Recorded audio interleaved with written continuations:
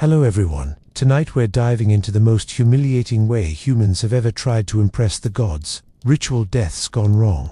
From Olympic champions strangled in victory, to priests who suffocated in their own incense, to rainmakers collapsing under a sky that stubbornly refused to listen. History has a long record of sacred pageants ending in very undignified ways. Take a moment to like the video and subscribe, but only if you actually enjoy this kind of darkly comic history. And tell me in the comments, where are you watching from, and what time is it for you right now? I love seeing how far this strange little community stretches across the world. Now, get comfortable, dim the lights, maybe let a fan hum in the background, or pour yourself some tea. Settle in, because the gods may have demanded perfection, but what they usually got was collapse, smoke, and a lot of very awkward silence.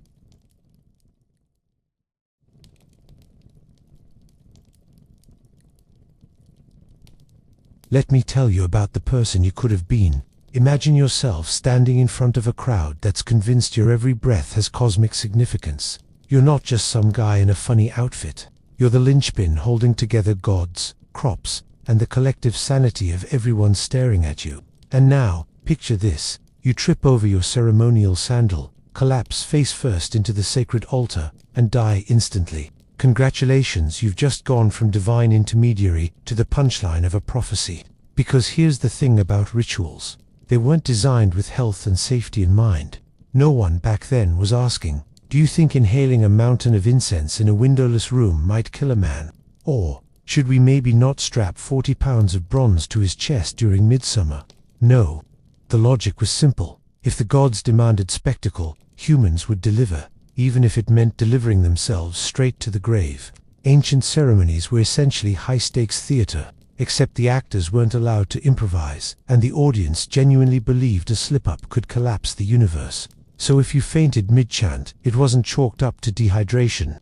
It was seen as a cosmic error message, the heavens pressing Control-Alt-Delete on your existence. Priests would scramble to reinterpret your awkward demise as some elaborate divine message, while secretly wishing you'd lasted at least until the last verse of the hymn. And oh, the costumes. Imagine suffocating under layers of gold-threaded linen, while 100 eyes watch you pretend it's all effortless. You're sweating, your knees are shaking, and the incense is crawling down your throat like an angry swarm of bees. But you can't cough, because coughing would signal divine displeasure. So instead you choke silently until you collapse in what historians later call ritual ecstasy.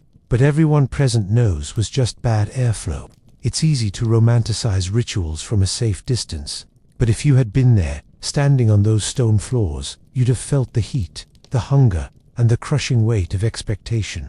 One wrong move, and your death wasn't private. It was a national event, forever etched into myth as either a glorious sacrifice or an embarrassing cautionary tale.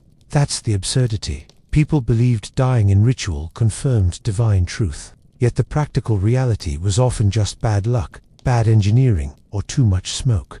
Think of it like this.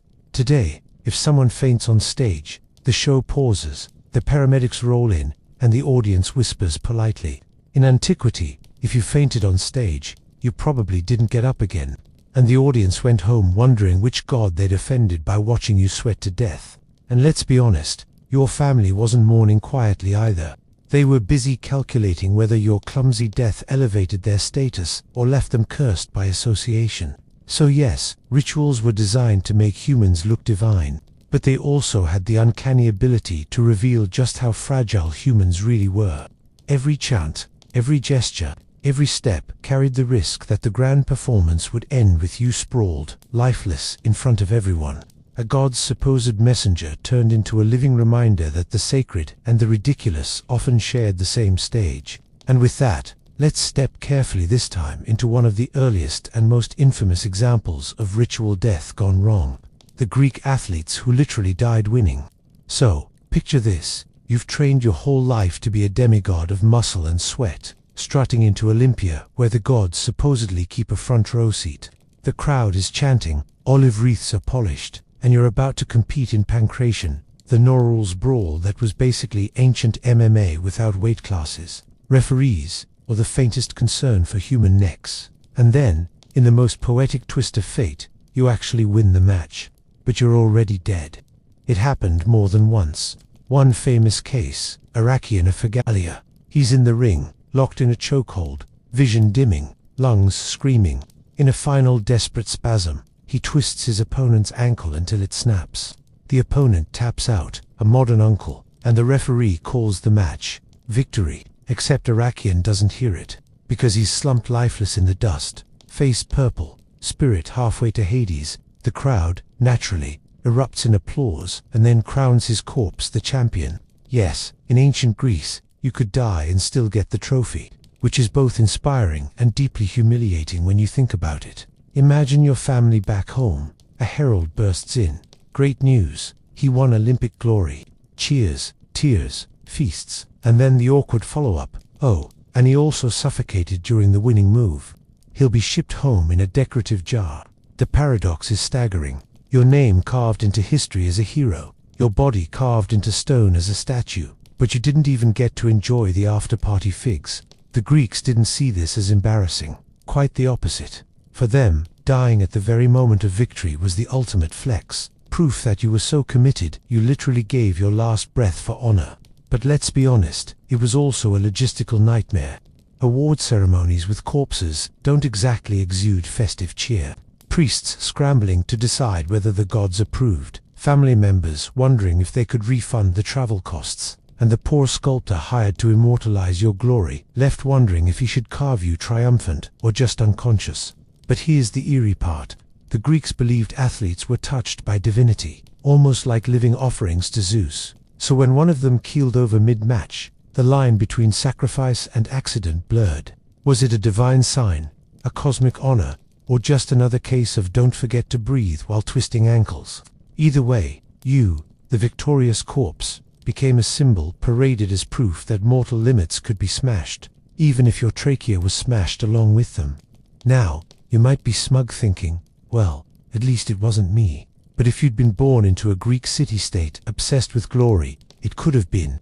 Instead of office chairs and phone alarms, your mornings would have been raw meat, endless drills, and a coach yelling that Zeus doesn't crown cowards, and your reward, the possibility of standing before thousands, covered in dust and olive oil, only to drop dead the instant you tasted triumph. It's the kind of irony Homer would have milked for 3 verses, while your mother cried into her lentils. So yes, winning could kill you, and sometimes that was the point, because in Greek thought, what mattered wasn't how long you lived, but how spectacularly you left the stage. A quiet old age in a village didn't make epic poetry. A man strangled at the exact moment of victory did.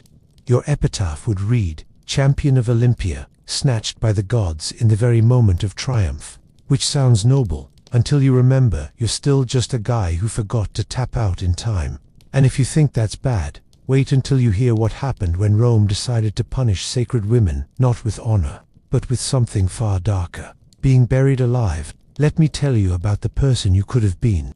Not a warrior this time, not a muscle-strained Olympian, but a girl plucked from childhood and sworn into Rome's most sacred sorority, the Vestal Virgins. 6 women, chosen before puberty, charged with keeping the eternal flame of Vesta alive. If that fire went out, Rome feared the city itself would collapse. No pressure. Your whole adolescence reduced to babysitting a bonfire with cosmic implications. On paper, it sounded glamorous. You lived in a luxurious house right next to the Forum, wore flowing white robes, and sat in prime seats at games, while ordinary Romans sweated in the cheap seats. But the fine print, if you slipped up, if you dared let passion interfere with purity, the punishment was burial alive. Not a metaphor, not a poetic phrase. Literally placed in an underground chamber, with a loaf of bread, a lamp, and maybe some water, and sealed away. The Romans were nothing if not dramatic.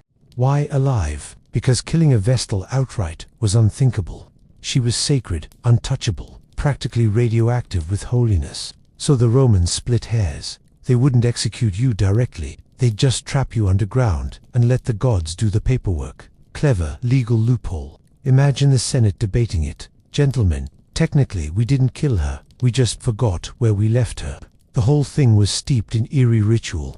Processions through the Forum, silent crowds, priests reciting prayers that sounded more like apologies to the gods than words of comfort. And you, wrapped in your white robe, descending into darkness, while the entrance was sealed with earth.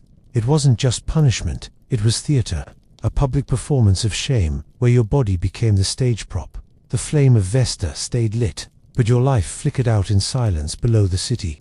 And here's the humiliating part. Your death was a spectacle. Romans gossiped about it for years. Did you hear about the Vestal who couldn't resist?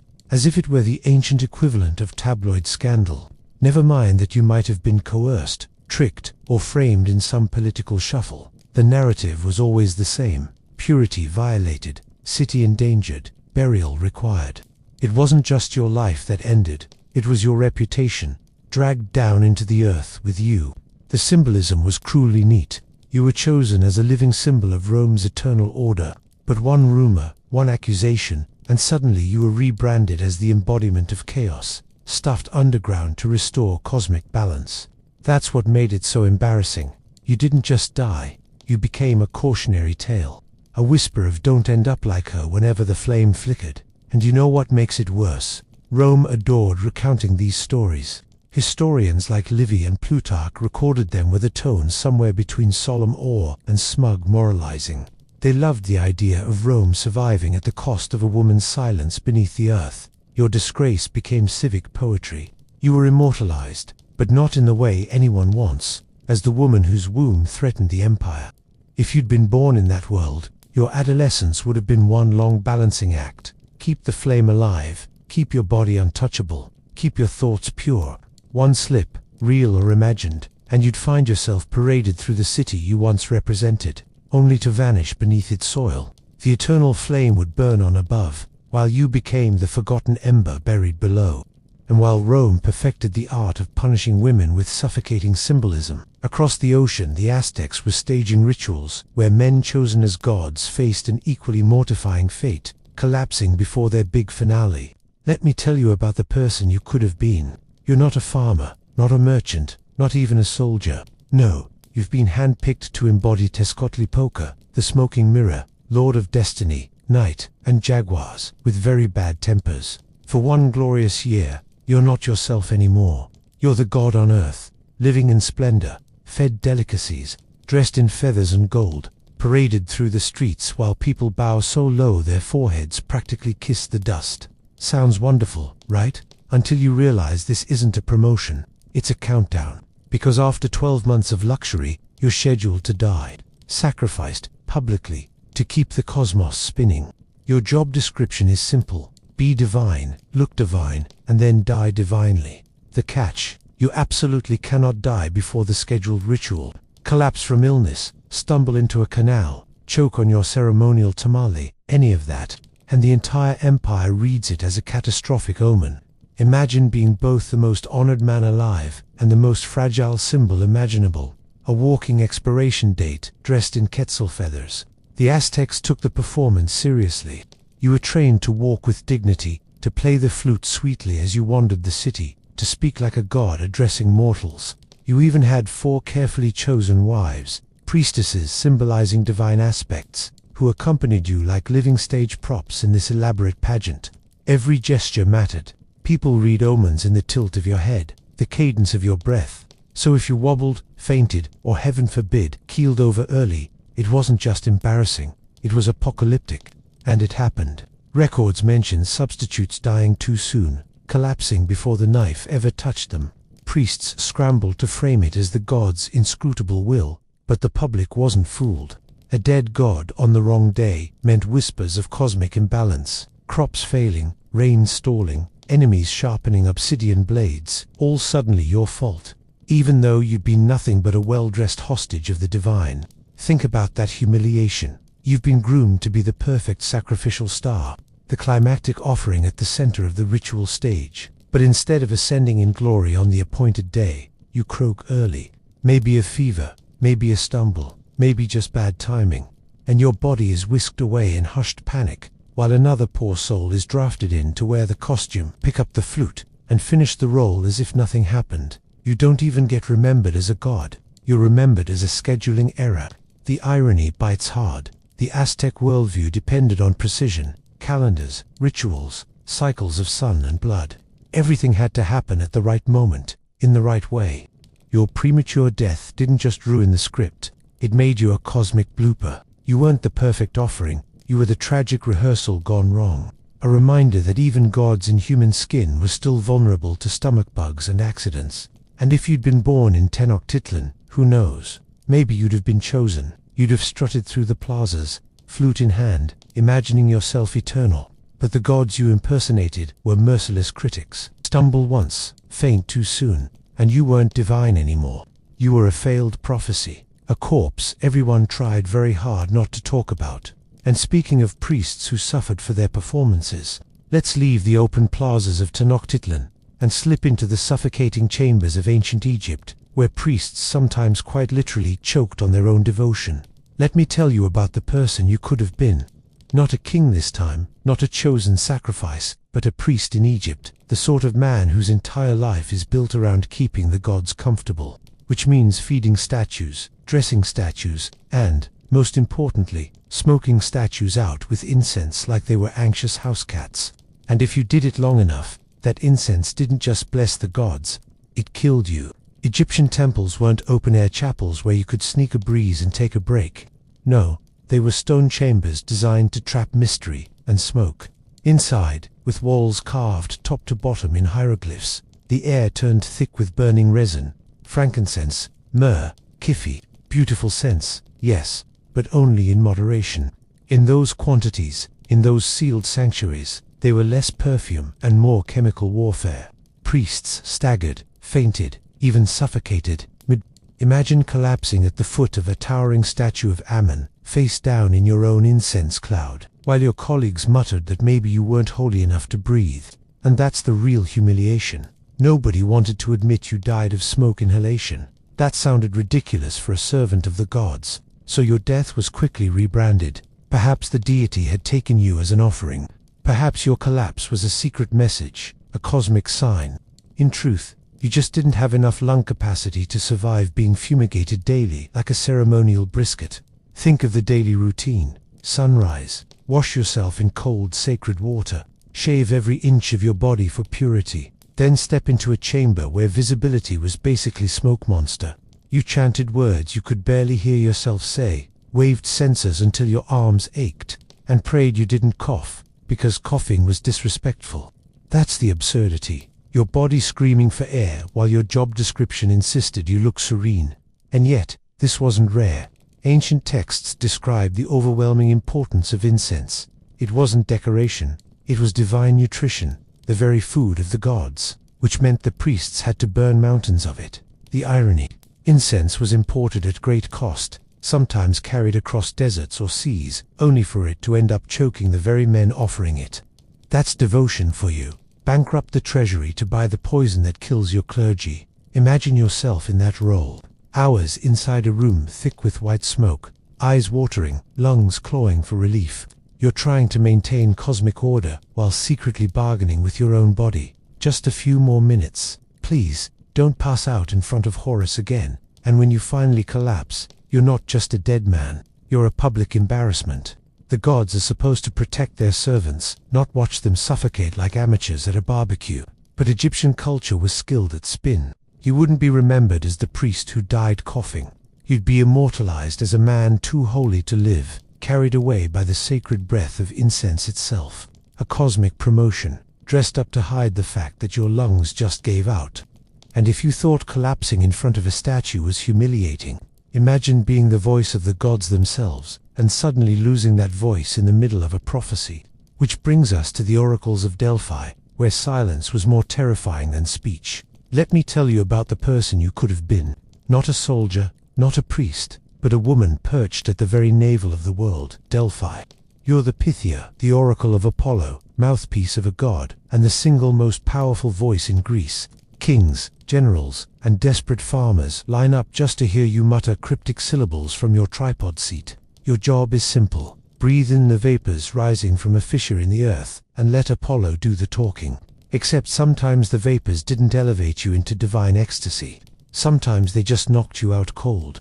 The setup sounded mystical. A dark chamber, a golden tripod, laurel leaves, holy water, and intoxicating fumes drifting up from the sacred rock. But modern studies suggest those divine vapors, may have been ethylene gas. Yes, the same chemical that anesthetizes patients before surgery. Which means half the time you weren't channeling prophecy, you were just high enough to forget your own name. Collapse, mid-oracle, and suddenly Apollo's message sounded a lot like a woman choking on bad air. And imagine the crowd outside. They'd been fasting, purifying, paying hefty donations just to hear the god's wisdom. They're ushered in, hushed silence, expectation hanging heavy. You open your mouth to speak, and then your eyes roll back, your body spasms, and you fall off the tripod in an undignified heap. Priests rush forward, whispering frantic prayers, while secretly wondering if they should refund the consultation fee. The general who traveled 2 weeks by donkey isn't thinking about divine mysteries anymore. He's wondering if the god has stage fright. The humiliation was cosmic. You weren't just a woman fainting in a smoky cave. You were Apollo's spokesperson. So when you collapsed, it meant the god himself had, in effect, forgotten his lines. For a culture obsessed with omens, that was a disaster. Was Greece doomed? Was the war lost? Or had Apollo just gotten tired of answering whether some farmer's goats would survive the winter? Either way, you weren't remembered as the holy woman of ecstasy. You became the oracle who fell silent. And it didn't stop there. Ancient writers noted that some Pythias even died during prophecy sessions, overcome by fumes, seizures, or exhaustion. Their bodies carted out of the sanctuary. Their final words scrawled down by priests who desperately tried to spin incoherence into holy verse. She croaked, and fell flat became, with some creative editing, Apollo has spoken, beware the shadow. That's how religion survives, by pretending the blooper reel was intentional. Now, you might laugh, but think of the pressure. Sitting in that temple, you weren't just inhaling toxic gas, you were inhaling the collective anxiety of an entire world. People believed your every cough and twitch carried cosmic weight, and yet, deep down, you were just a human body in a cave, trying not to suffocate in front of your audience. So yes, being Apollo's mouthpiece could make you collapse, and that collapse wasn't just personal embarrassment, it was interpreted as the god himself, stumbling. And if there's one thing worse than fainting mid-performance, it's fainting in a performance where your role is literally divine authority. But at least you had the dignity of smoke and mystery. In Mesoamerica, rulers and queens had no such cover. When they bled themselves too enthusiastically, the collapse wasn't poetic, it was just messy. Let me tell you about the person you could have been. Imagine yourself not as a commoner, but as royalty in a Maya city-state, where your duty isn't just to govern but to bleed. Yes, bleed, because in this world, leadership isn't measured by tax reforms or inspiring speeches. It's measured by how many holes you can poke in your body without passing out. Bloodletting rituals were the ultimate proof of devotion. Kings and queens pierced tongues, ears, even genitals, letting the blood drip onto bark paper, which was then burned so the gods could inhale the smoke. Your veins became the pipeline between the human and the divine. And the logic was brutal. The more you bled, the stronger your bond with the gods. But here's the catch. Blood has limits. Lose too much of it, and you don't just look holy, you look pale, wobbly, and very dead.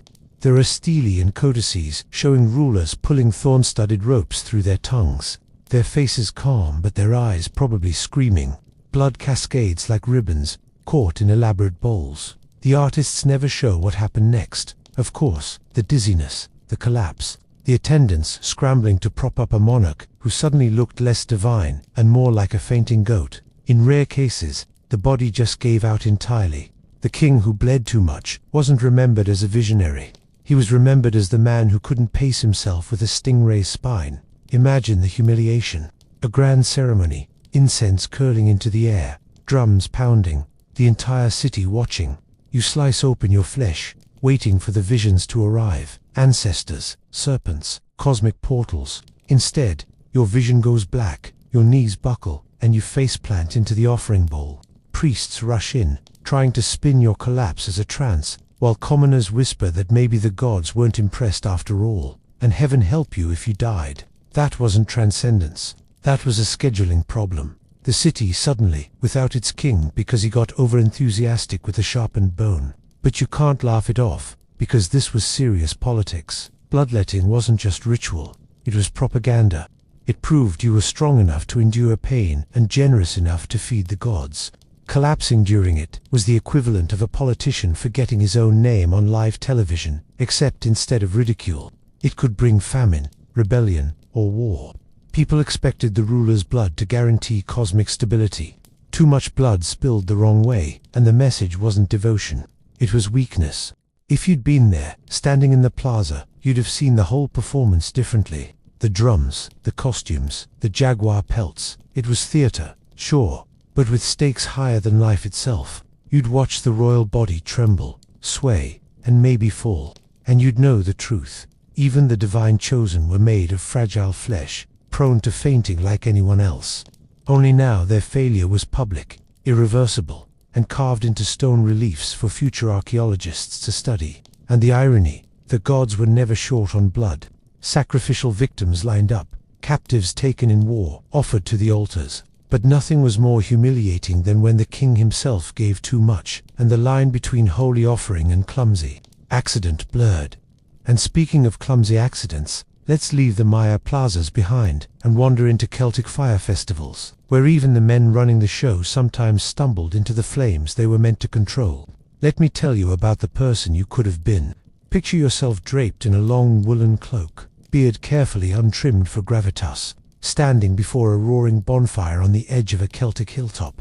You're a druid, master of ritual, interpreter of signs, the guy who tells everyone whether the gods are in the mood for good harvests or bad omens.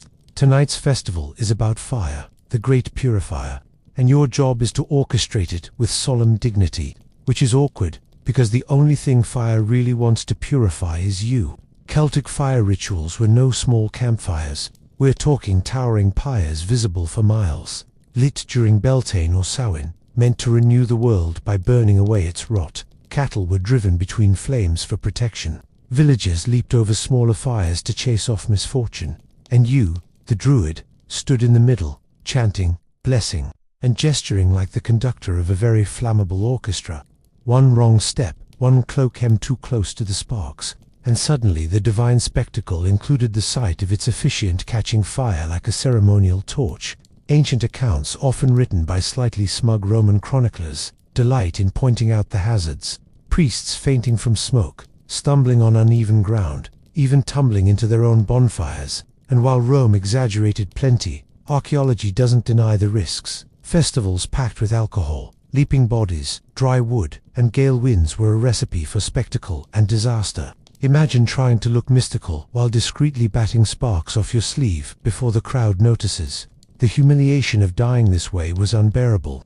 You were supposed to be the mediator between people and the gods, not the evening's barbecue. If you stumbled into the fire, it wasn't remembered as a tragic accident. It was read as a bad omen, the gods rejecting your offering and taking you instead. Villagers would whisper about your impurity, your hidden sins, or simply your clumsiness. Either way, your name was immortalized less as a sage and more as a cautionary tale. Don't trip like old Bran did.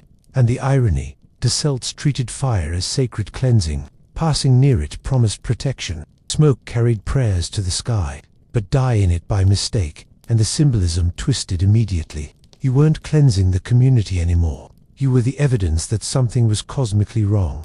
A stumble, a scream, a body pulled half-burnt from the embers, not the divine image your audience was hoping for. If you'd been there, you would have smelled the heat, the wool singeing, the panic masked by forcedritual.com. Because the show had to go on. Someone would step in, chant louder, pretend it was all intended. The crowd would nod uneasily, half believing, half laughing, and the story would spread faster than the flames. The druid who got too close, the omen nobody wanted. And here's the darkly comic truth. Ancient people believed fire revealed the will of the gods.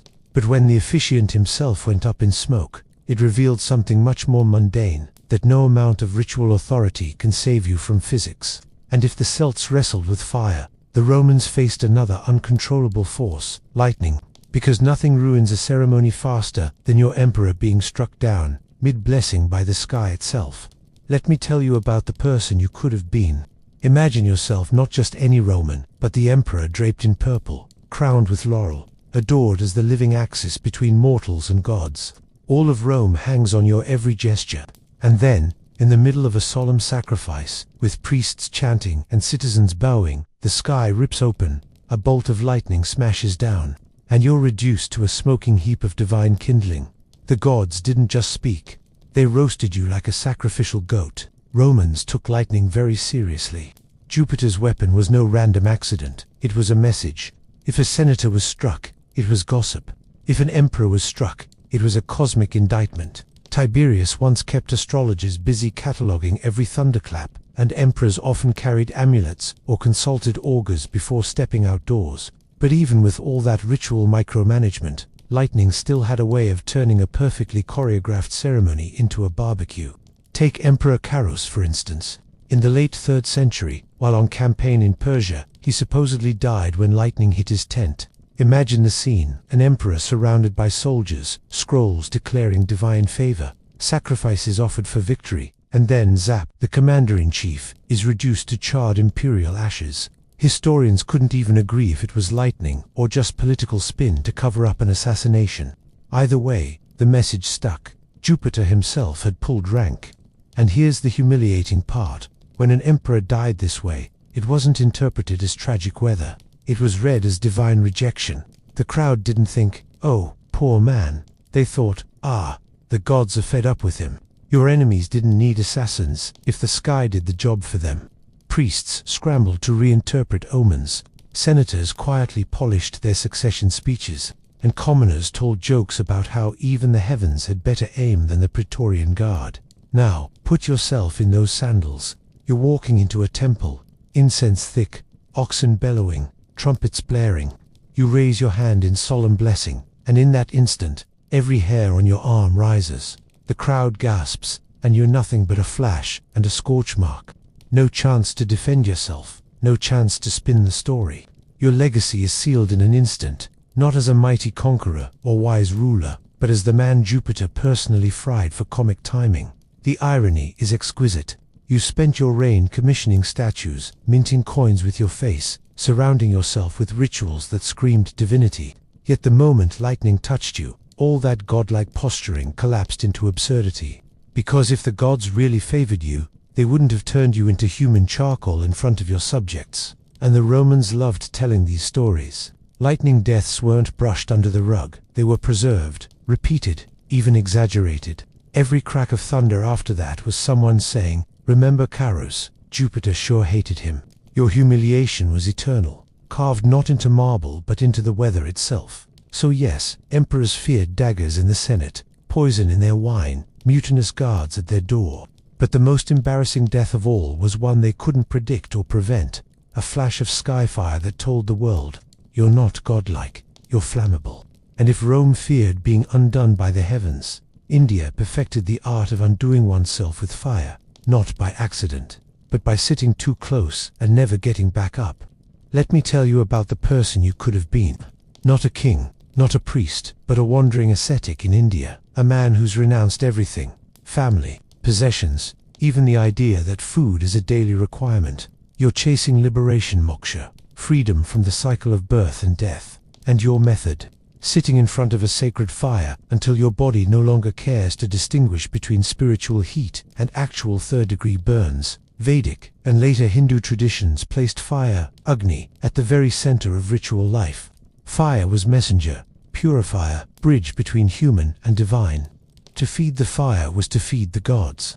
And some ascetics, determined to shortcut their way to transcendence, sat so close to the flames that their very bodies became offerings.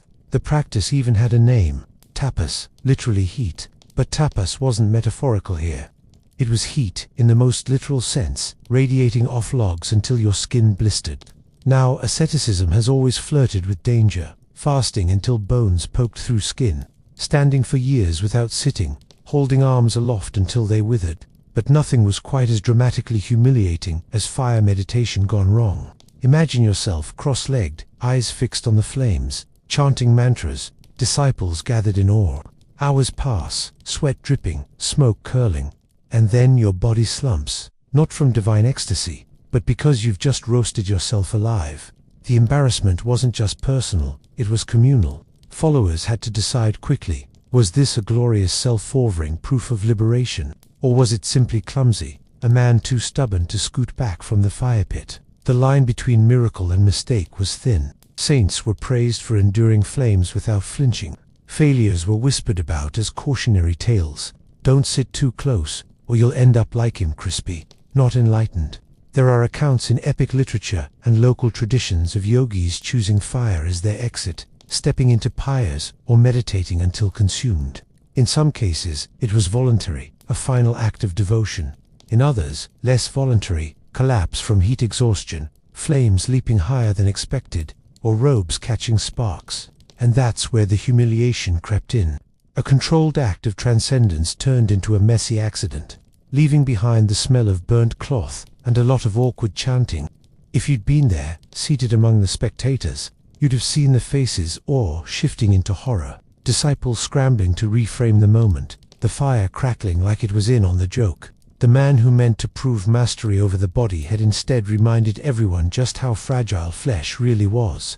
His attempt at cosmic theater ended in something more like a tragic slapstick scene. And yet, these deaths didn't erase the practice. Fire remained central, venerated, feared. The stories of those who burned became both inspiration and warning, woven into the tapestry of devotion. You could be remembered as the saint who conquered flame, or the fool who mistook smoke inhalation for transcendence. Either way, your legacy was written in ashes. And if India's ascetics risked fire for liberation, China's court officials risked something equally humiliating, collapsing in front of the emperor himself. Not in flames, but in the suffocating heat of ceremonial duty. Let me tell you about the person you could have been. Not a farmer bending in the rice fields, not a soldier at the frontier, but a court attendant in Han Dynasty China. You've been trained for weeks in ritual etiquette, the precise body, the perfect placement of jade vessels, the angle of your head when facing the emperor, because here, in the heart of the empire, everything is ritual. Every gesture, every syllable, every flick of incense is part of a cosmic performance tying heaven and earth together, which is fine until the ritual goes on for 6 hours in suffocating heat, and you faint flat on your face in front of the Son of Heaven. Chinese imperial ceremonies were deliberately exhausting.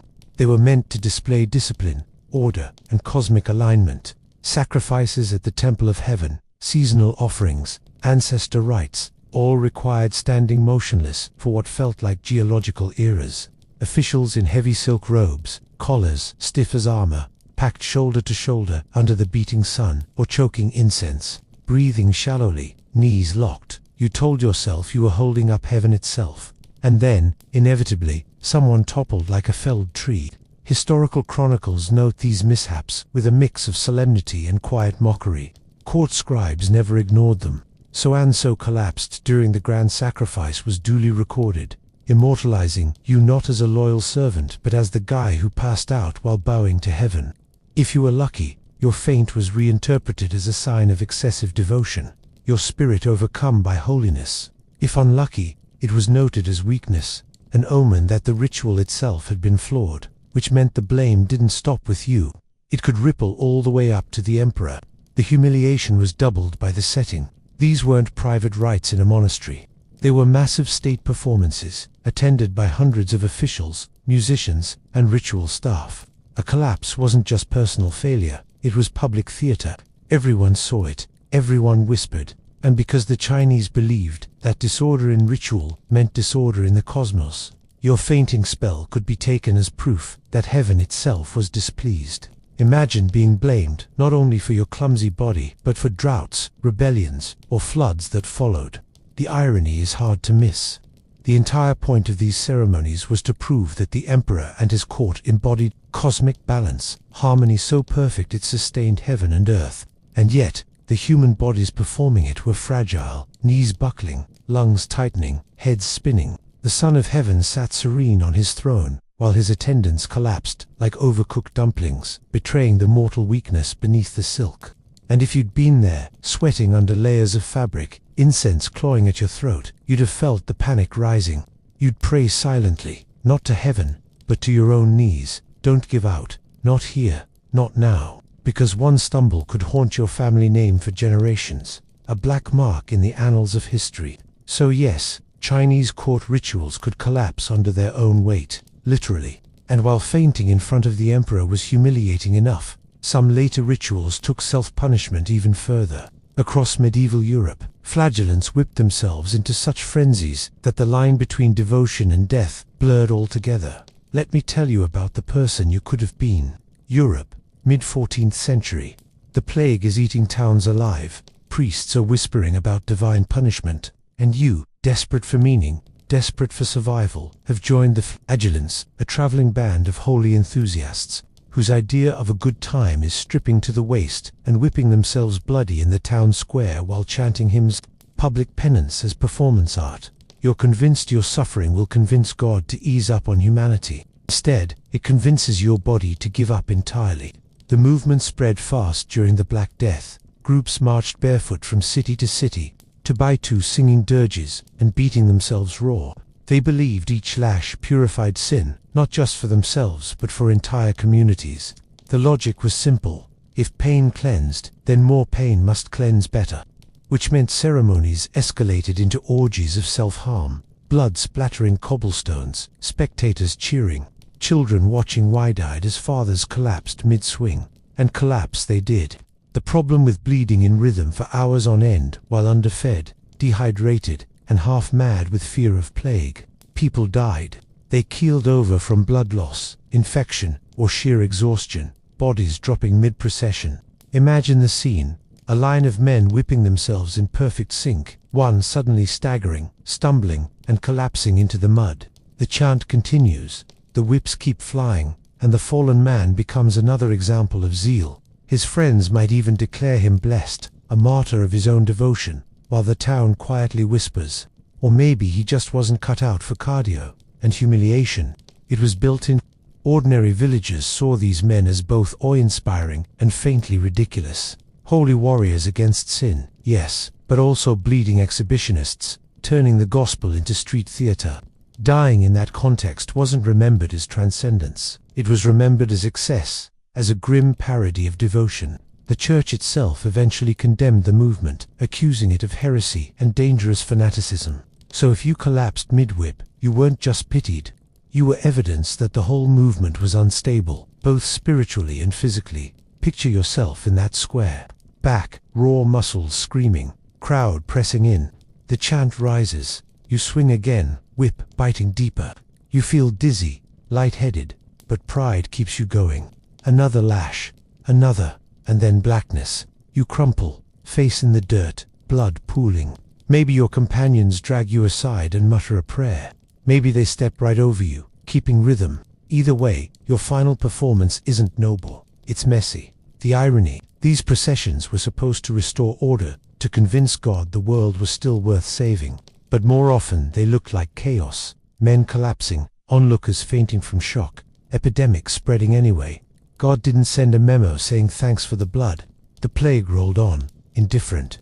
And you, the fallen flagellant, became just another reminder that human bodies can't keep pace with desperate theology. And if Europe's holy men could whip themselves to death in public squares, Japan's monks found another way to risk humiliation. Their devotion involved firewalking, rituals of purification, where one slip on hot coals could turn transcendence into second-degree burns. Let me tell you about the person you could have been. Picture yourself as a monk in Japan, head shaved smooth, robes tied just so, chanting sutras under the watchful eyes of villagers who've gathered for the seasonal firewalking ritual. The idea is simple. Stride barefoot across smoldering coals to prove purity, discipline, and the protective power of the Buddha. Easy enough when told as a story. Less easy when you're the one about to plant your foot on glowing embers, while everyone waits to see if the divine really likes you. Firewalking, known as hiwatari, was and still is a purification rite. It symbolized burning away defilements, showing mastery of body and spirit. Monks would walk first, followed by brave villagers, each convinced the ritual would grant health, luck, and spiritual armor. Done correctly, you crossed calmly, souls unscorched, crowd impressed. Done incorrectly, you slipped, stumbled, or lingered just a second too long, and suddenly purification meant screaming, blistered feet, and the faint smell of roasted flesh wafting through the sacred air. The humiliation was immense. Monks were supposed to embody composure, gliding across coals as though weightless, faces serene, steps certain. To misstep was to expose not just your skin but your reputation. One slip on damp ash, one foot planted too firmly, and you weren't a holy man anymore. You were the evening's entertainment, the monk who proved, quite literally, that not all firewalkers make it to the other side. Historical accounts and folklore hint at accidents, though temple chronicles soften the details. A monk collapsing mid-walk might be written up as consumed by the fire of devotion, but everyone present remembered the reality: flailing arms, desperate yelps, disciples rushing forward with buckets of water. Villagers whispered, half horrified, half amused, that perhaps the gods had chosen poorly, because in a culture where ritual precision mattered, failure wasn't private. It was cosmic slapstick, played out in front of your neighbors. And let's not pretend the conditions were forgiving. Ash concealed uneven surfaces, coals shifted underfoot, wind whipped sparks into robes. The ritual demanded calm steps, but your body wanted to sprint. Monks trained themselves to move slowly, deliberately, but physics didn't always cooperate. And when physics won, you lost skin. Worse, you lost dignity. Imagine yourself on that line of coals, chanting sutras, heart thudding. You take the first step, heat licks at your feet, pain sharp but tolerable. Second step, third, you're halfway across. The crowd leans forward, and then it happens. A tiny slip, maybe a wet patch of ash, maybe nerves. Your soul presses harder, longer. The pain spikes white hot. You stumble, fall to a knee, scramble awkwardly, robes catching sparks. The crowd gasps. The ritual is ruined. You've gone from divine exemplar to human cautionary tale in 3 seconds flat. The irony: firewalking was supposed to show mastery, that your spirit transcended flesh. Instead, accidents revealed just how much flesh had the final say. No sutra, no chant, no spiritual discipline could stop skin from blistering when it met coal.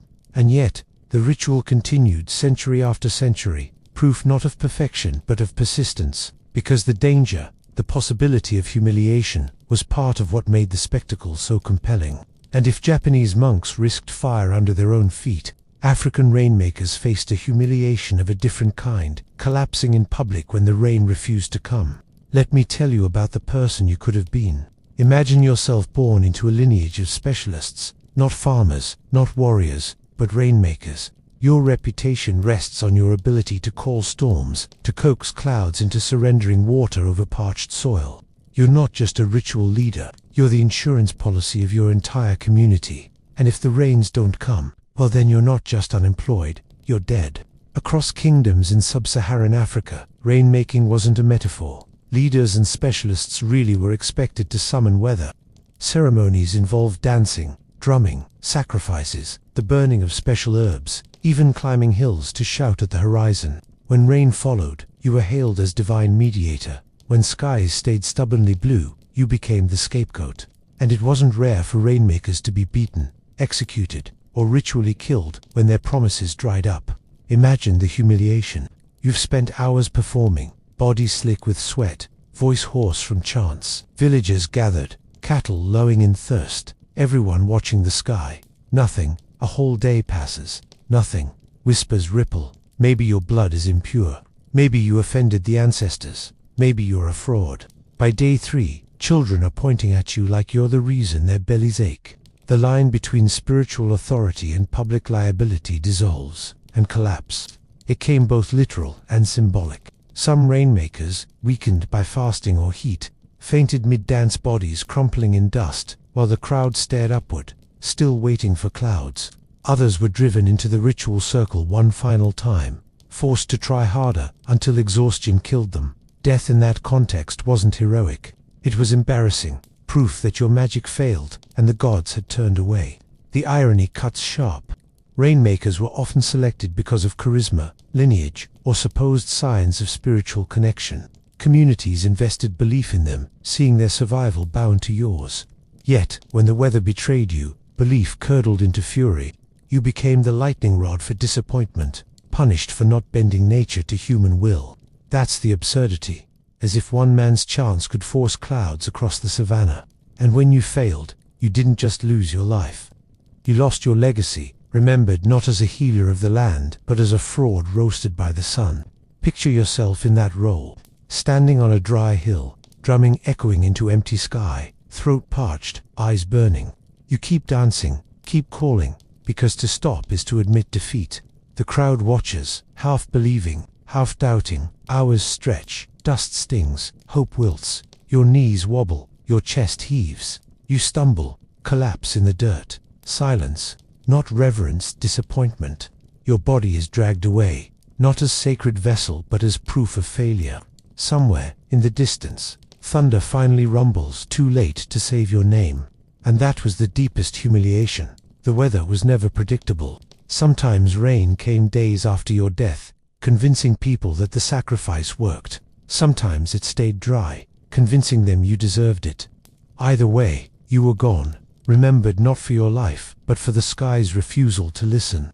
And if African rainmakers could be undone by the silence of the clouds, imagine the final irony. Even in death, pharaohs, kings, and holy men found their legacies undone by accidents, erasures, or theft. Which brings us to the last humiliating category, the afterlife itself, where your eternal dignity could be looted, misrepresented, or displayed in a glass box for tourists. Let me tell you about the person you could have been. You've died, not in bed, not quietly, but in the middle of ritual theater. Maybe you fainted into a bowl of incense. Maybe you bled yourself into oblivion.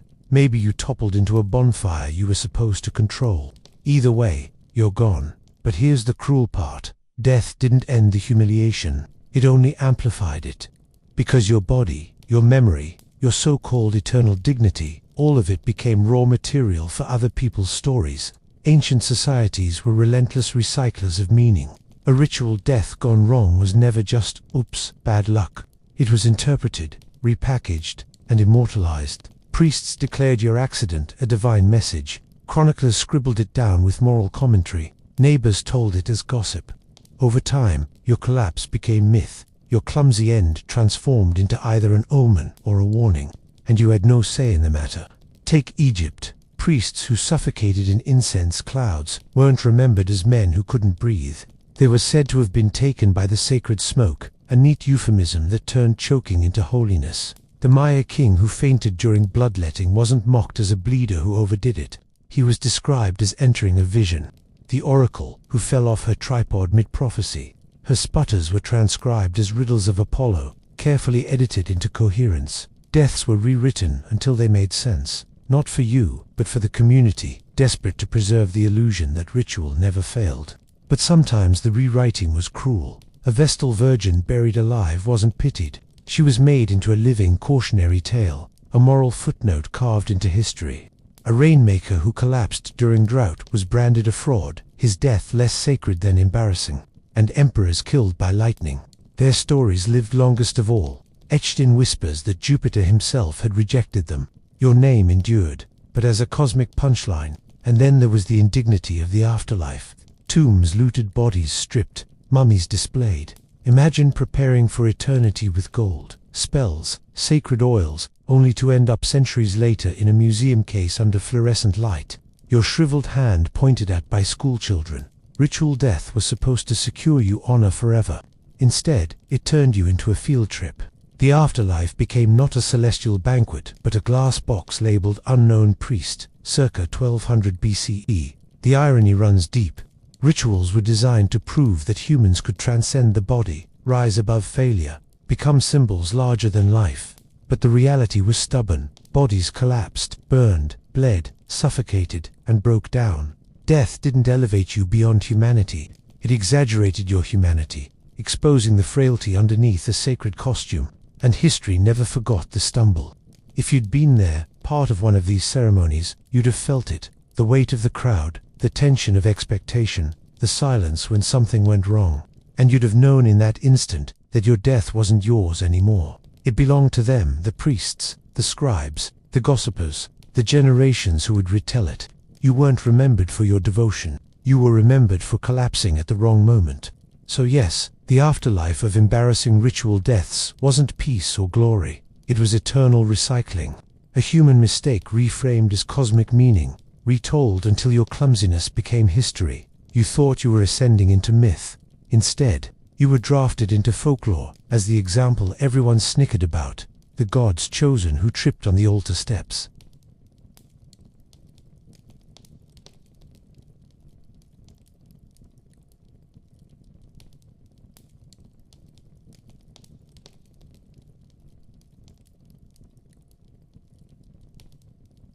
In the old villages, there was always someone who claimed to know the shortcut between this world and the next. The shaman was not a farmer, not a warrior, not even a priest in the rigid sense. He was something more precarious, a man or woman whose authority hung entirely on the ability to persuade everyone else that the invisible was paying attention. Spirits were not just neighbors in another realm, they were business partners, enemies, healers, and saboteurs. And the shaman's job was to keep the conversation flowing. That role appeared across continents, with different costumes, different props, but the same fragile bargain. Among Siberian groups, the shaman's drum was the horse that carried him into the sky, thumping so hard it was said to rattle the bones of the unseen. In the Amazon, hallucinogens opened doors, vines and snuffs pulling consciousness into a theater where animal spirits lectured, mocked, or occasionally vomited on you. In Central Asia, spirits arrived in gusts of wind, guiding hunters or warning of raids. Everywhere, the shaman was the hinge between community and cosmos, and the hinge only worked if it creaked on cue. Authority wasn't anchored in land or wealth, it lived in performance. A good trance wasn't just for the shaman, it was for the audience. Trembling limbs glossed over eyes, voices that seemed to come from somewhere else. All of these were proof that the invisible had stopped by for a chat. People needed spectacle, and the shaman supplied it. Success meant your word was law, your advice was followed, your cures respected. Failure meant, well, the gods clearly had caller ID and weren't picking up. That dependency made shamanic authority strangely volatile.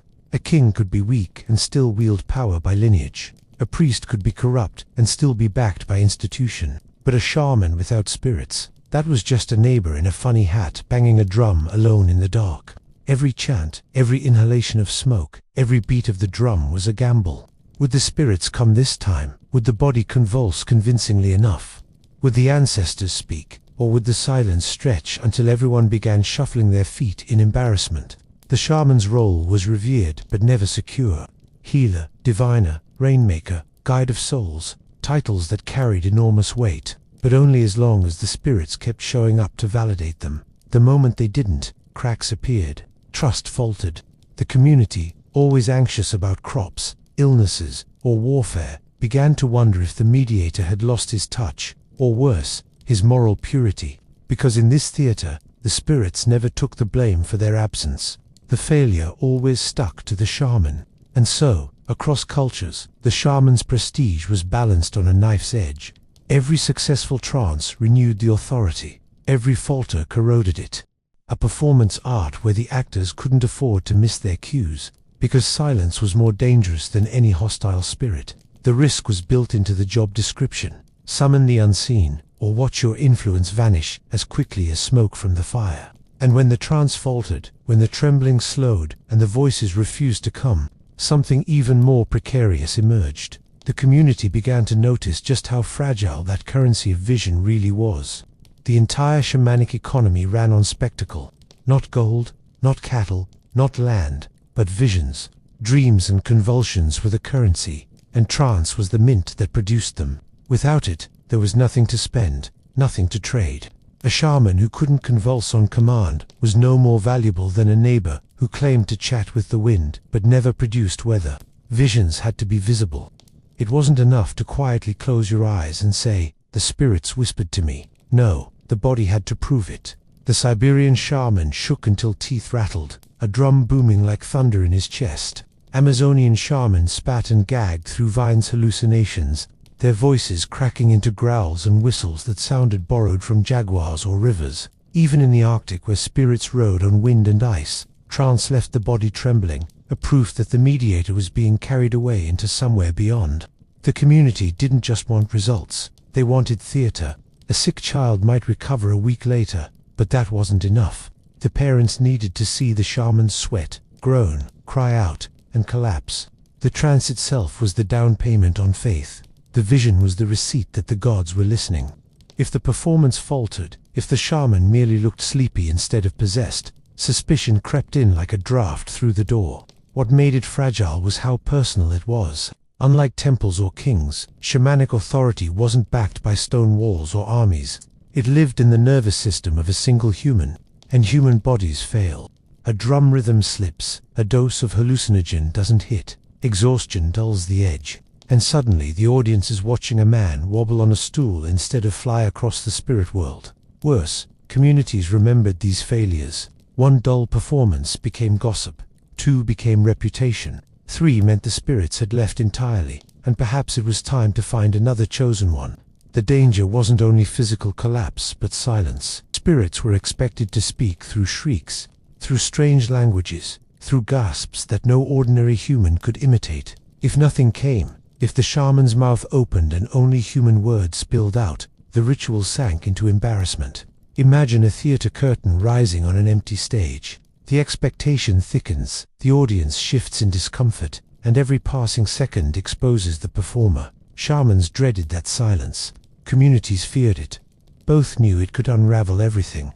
And yet, the irony is that trance itself was unpredictable. The same herbs that lifted one body into visions flattened another into nausea. The same drumming that carried a shaman into ecstasy one night might only give him blisters the next. Spirits weren't employees. They came when they wanted, left without warning, and refused to perform on schedule. Which meant every ritual was a gamble, and the wager was the shaman's reputation.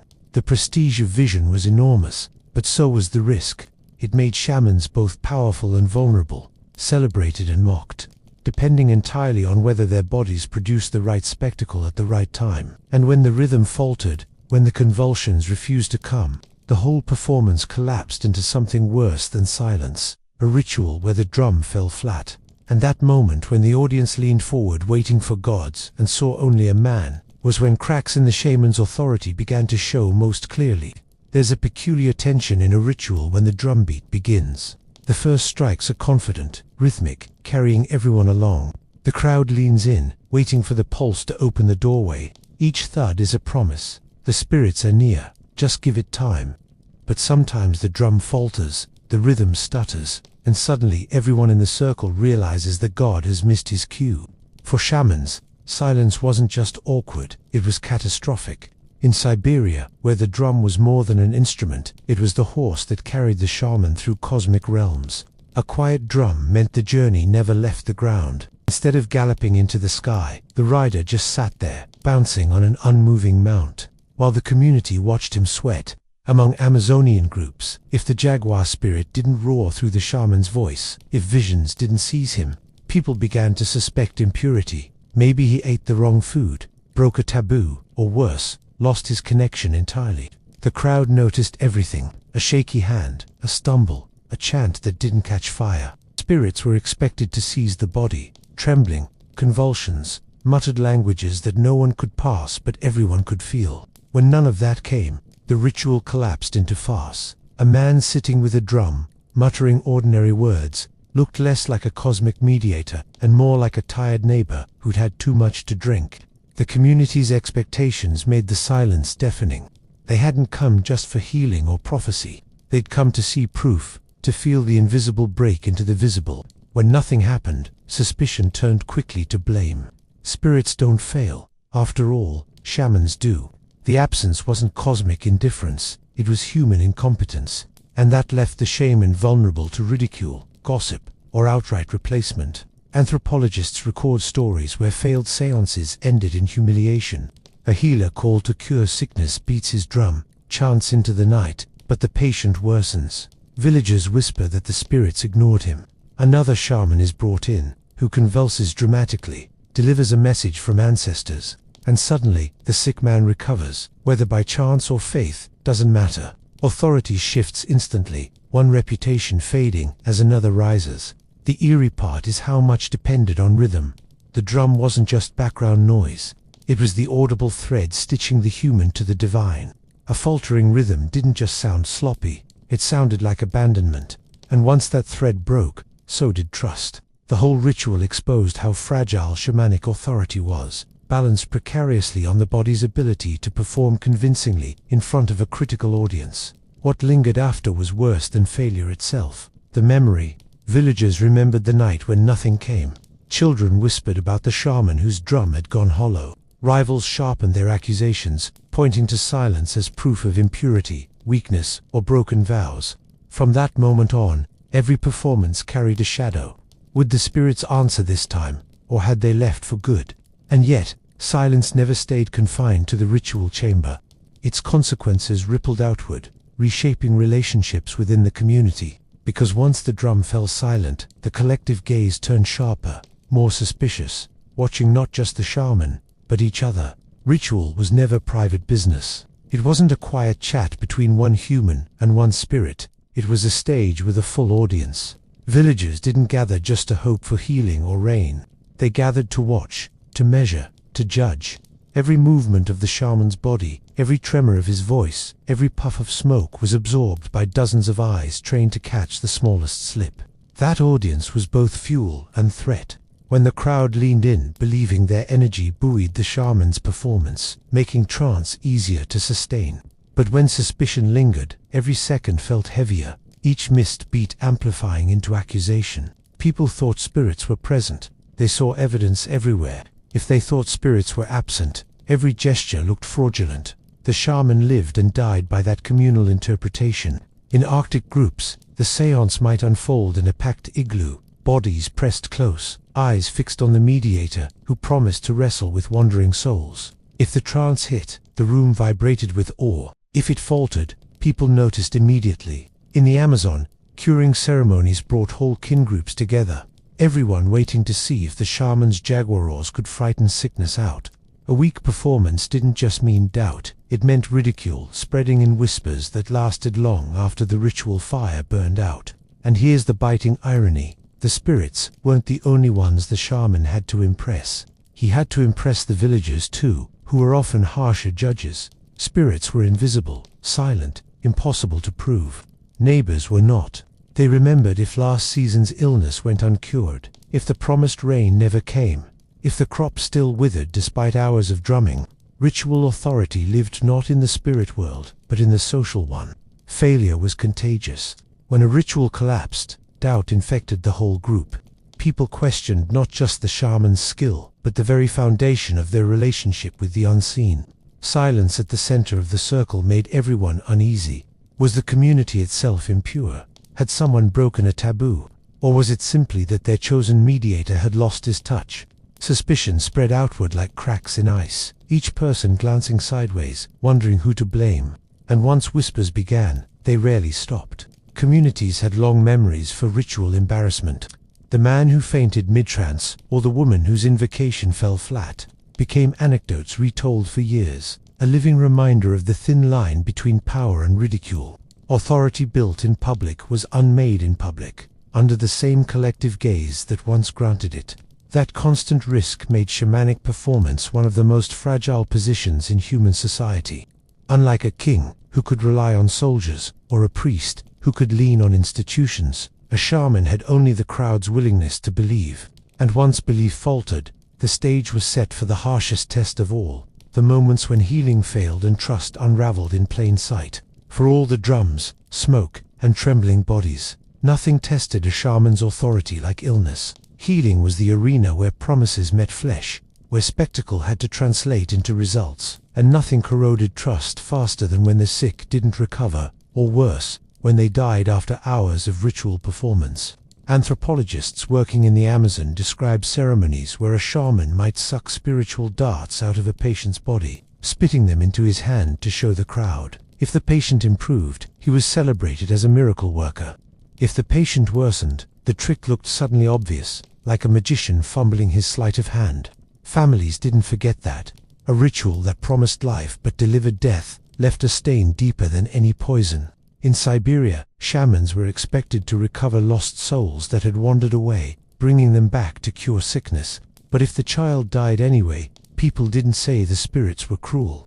They said the shaman wasn't strong enough, or that his path into the other world was blocked by impurity. Spirits never took the blame, shamans did. Failure rippled outward. One bad ritual might be excused as bad luck. 2 meant whispers in the market. 3 meant people sought another mediator, sometimes in the same village, sometimes in the next one over. Trust could vanish in a season. Authority wasn't inherited like a crown. It was rented, and rent was due every time a child coughed or a fever spiked. What made it worse was competition. Shamans rarely worked in isolation. Rivals hovered, watching closely for cracks. A failed healing was ammunition. Did you see? The spirits refused him. His power is gone. Rivalry turned tragedy into opportunity, grief into propaganda. Families grieving a death were easily persuaded to switch allegiance, their pain sharpened into anger at the shaman who failed them. The humiliation of failure wasn't just private, it was public, replayed in stories around fires. People remembered not only that someone died, but how the ritual had looked, the drumbeat faltering, the shaman sweating, the silence that hung heavy when no vision arrived. That memory stuck like a scar. And the next time the shaman walked through the village, heads turned, whispers followed. His authority, once untouchable, now looked brittle, ready to break.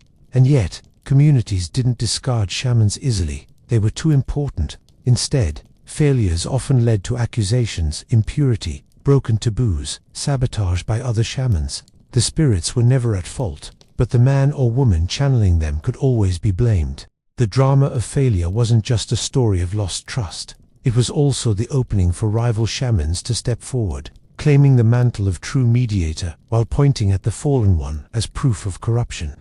It was in these moments that the personal weakness of one ritual performer became the seed of public politics. Because once trust fractured, the stage was set for rivals to circle, sharpening their accusations and waiting for the next stumble.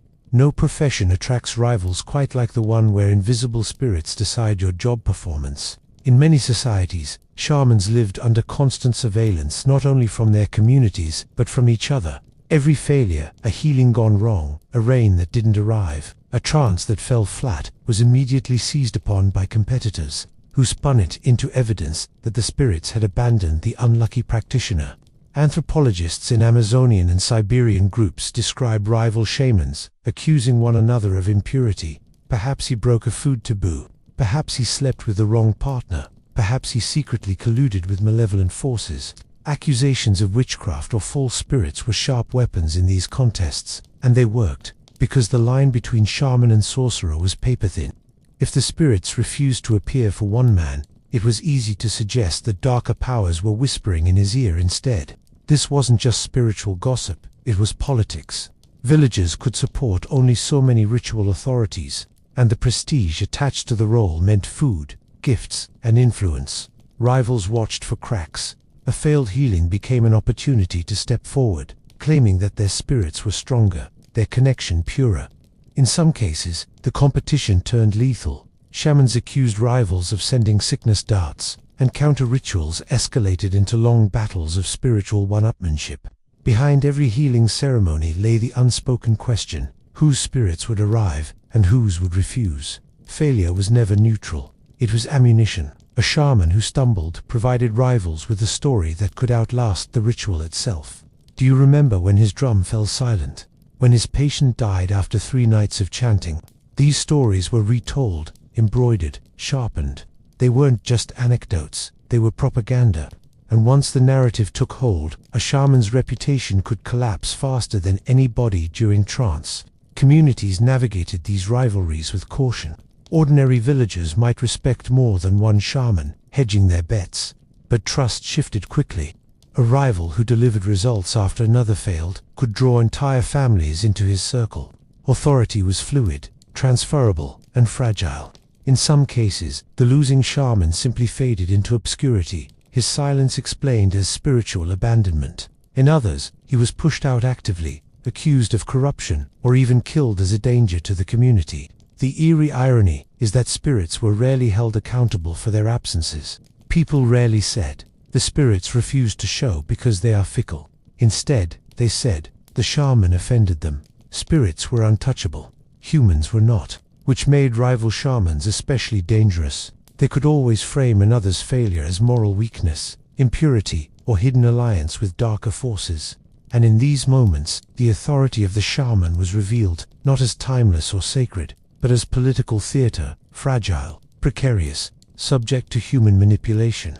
Rivalries didn't just undermine individuals, they reshaped entire communities, redirecting faith, redistributing power, reinterpreting every ritual silence as cosmic commentary. And that commentary cut deeper than personal insult.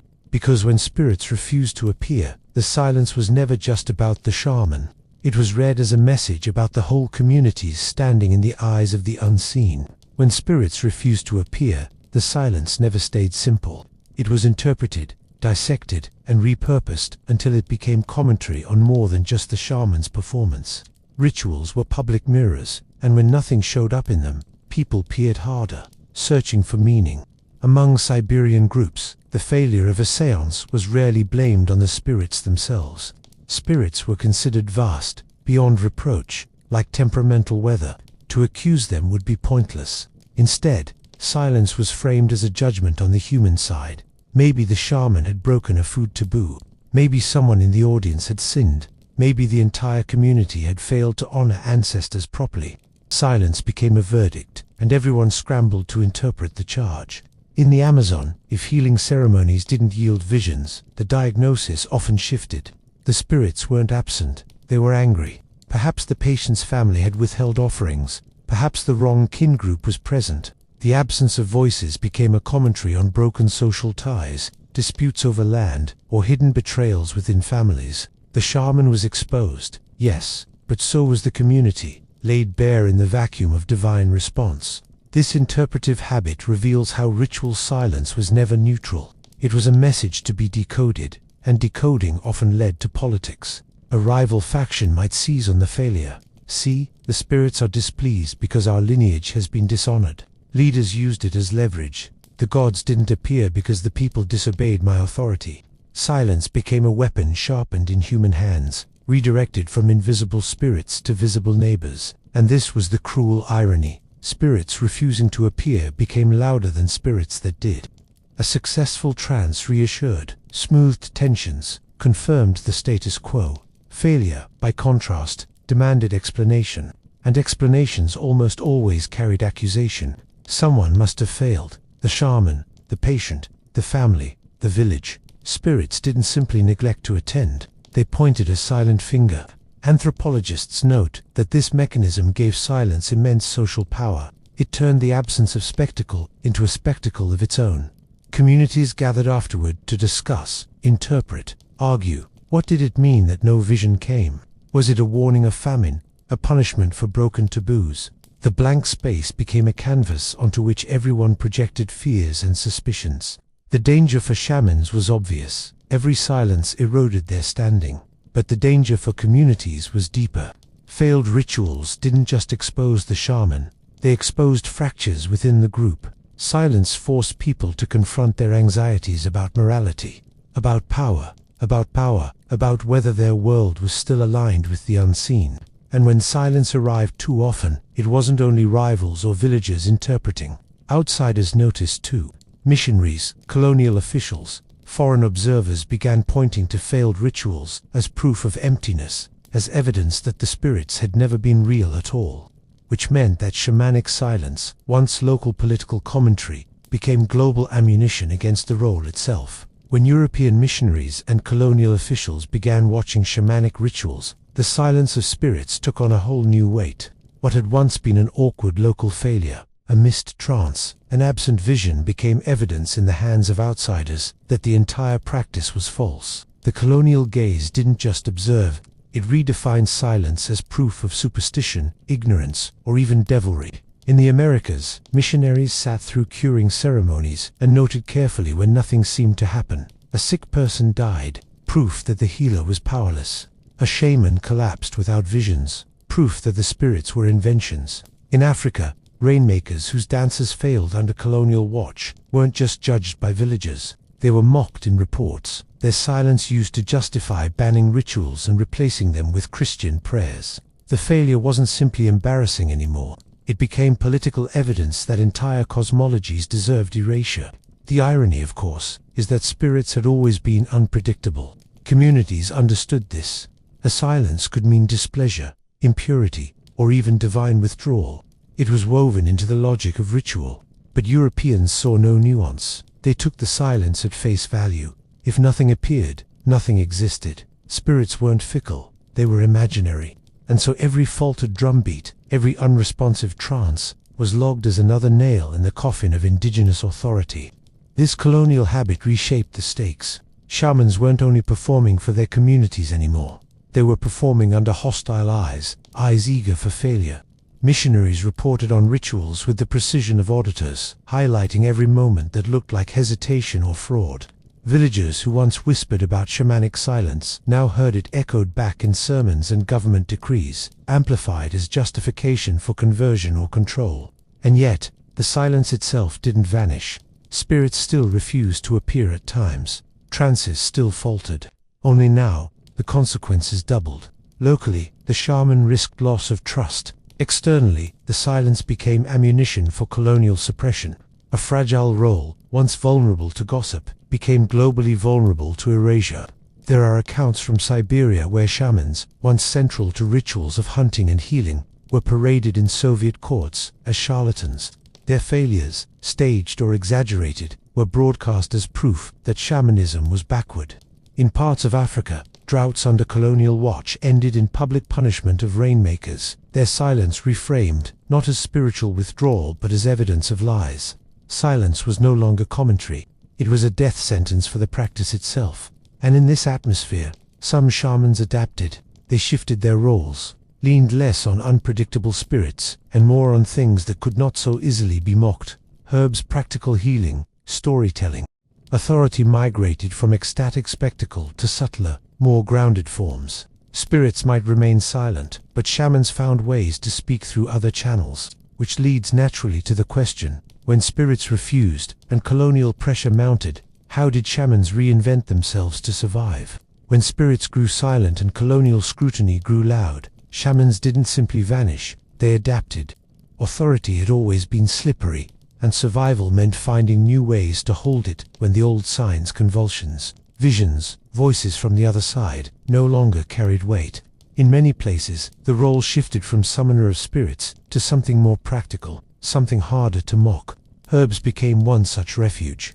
Healing with plants required no trembling body or invisible allies, only knowledge passed through generations. A shaman whose trances faltered could still point to poultices that closed wounds, teas that calmed fevers, smoke that eased childbirth. Spirits might refuse to appear, but the stomach still settled after the right leaves steeped in hot water.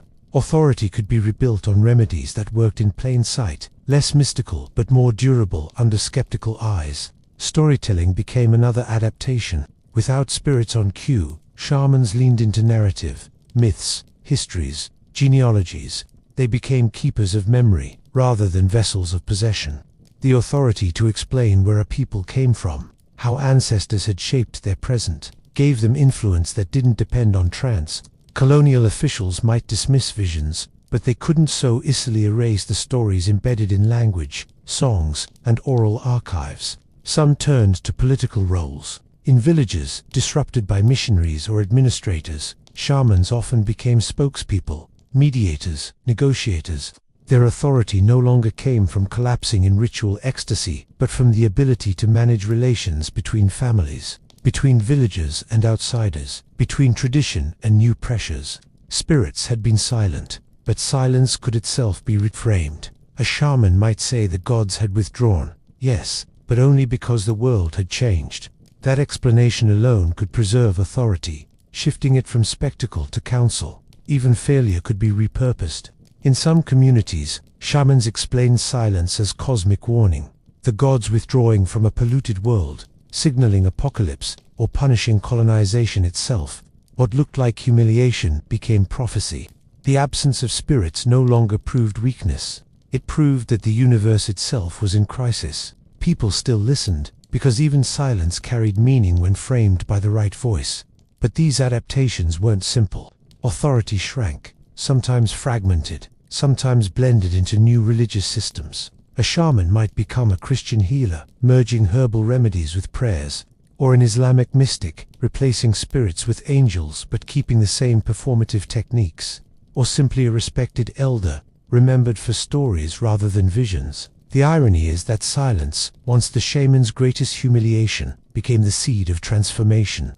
Spirits refusing to appear forced shamans to invent new strategies, grounding their power less in spectacle and more in knowledge, memory, or politics. They survived not by denying their failures, but by reshaping them into new forms of legitimacy. Yet even with these reinventions, the shadow of silence never disappeared. Failed trances, absent spirits, collapsed authority. These became stories too, told and retold as warnings about the fragility of power, which is why the final chapter isn't about adaptation at all, but about memory, how communities preserved the embarrassment of silence as cautionary tales long after the shamans themselves were gone. Communities have long memories for embarrassment. A shaman who failed spectacularly wasn't just forgotten. He was folded into stories, the kind that resurfaced around fires decades later, sharpened with every retelling. Silence, once awkward and fragile, became mythic, a way of warning others that power built on spirits could collapse without warning. In Siberia, families recalled the healer who sat with his drum for hours and summoned nothing but yawns. His name became shorthand for emptiness, invoked whenever someone promised too much. In the Amazon, elders told tales of shamans whose darts failed to appear in curing rituals, their reputations unraveling as quickly as the smoke from their fires. These weren't just anecdotes, they were lessons. Memory turned failure into moral commentary. Don't rely too heavily on spectacle. Don't trust too blindly. Don't forget that authority is only as strong as its performance. The eerie twist is how silence could outlive spectacle. Successful seances blurred together in memory, countless visions, countless cures, but the failures, the awkward collapses, the nights when spirits refused to come, those stayed vivid. People remembered the hush that fell over the crowd, the sideways glances, the whispered accusations. Failure carved itself deeper into memory than success, because it revealed something unsettling, the fragility of the bridge between worlds. And once oral tradition picked up those failures, they were transformed. Shamans who faltered weren't remembered as unlucky neighbors. They became archetypes. The man whose drum fell silent wasn't just himself anymore. He was a warning against arrogance, a symbol of the dangers of impurity, or proof that spirits could abandon even the most powerful. Memory exaggerated, reshaped, and recycled him until his failure became communal property, detached from the original body and remade into a cultural cautionary tale. Colonial and missionary accounts added another layer. They documented silences not with local nuance but with scorn, writing them into reports as evidence that shamanism was deception. These texts circulated, feeding back into communities themselves, where people began to see their own failures through foreign eyes. What had once been interpreted as cosmic commentary became reframed as proof of backwardness. Memory shifted again, this time poisoned by outside judgment. And yet, even under that pressure, silence kept its sting. Villagers still whispered about the healer whose spirits refused to appear, still passed down stories of rituals that ended in shame. Because failure wasn't just history, it was a living reminder that power, no matter how sacred, was always precarious. The aftertaste of failure lingered longer than the taste of success. Shamans adapted, reinvented, rebranded, but their failures were immortal, carried in memory, myth, gossip, and scripture. Authority could transform, but the stories of collapse were never erased. They lived on as warnings, as humor, as quiet reminders that even the loudest drums could fall silent. And in the end, perhaps that was the spirit's last commentary, that silence itself was a kind of voice, one that mocked, unsettled, and endured far longer than the noise it replaced.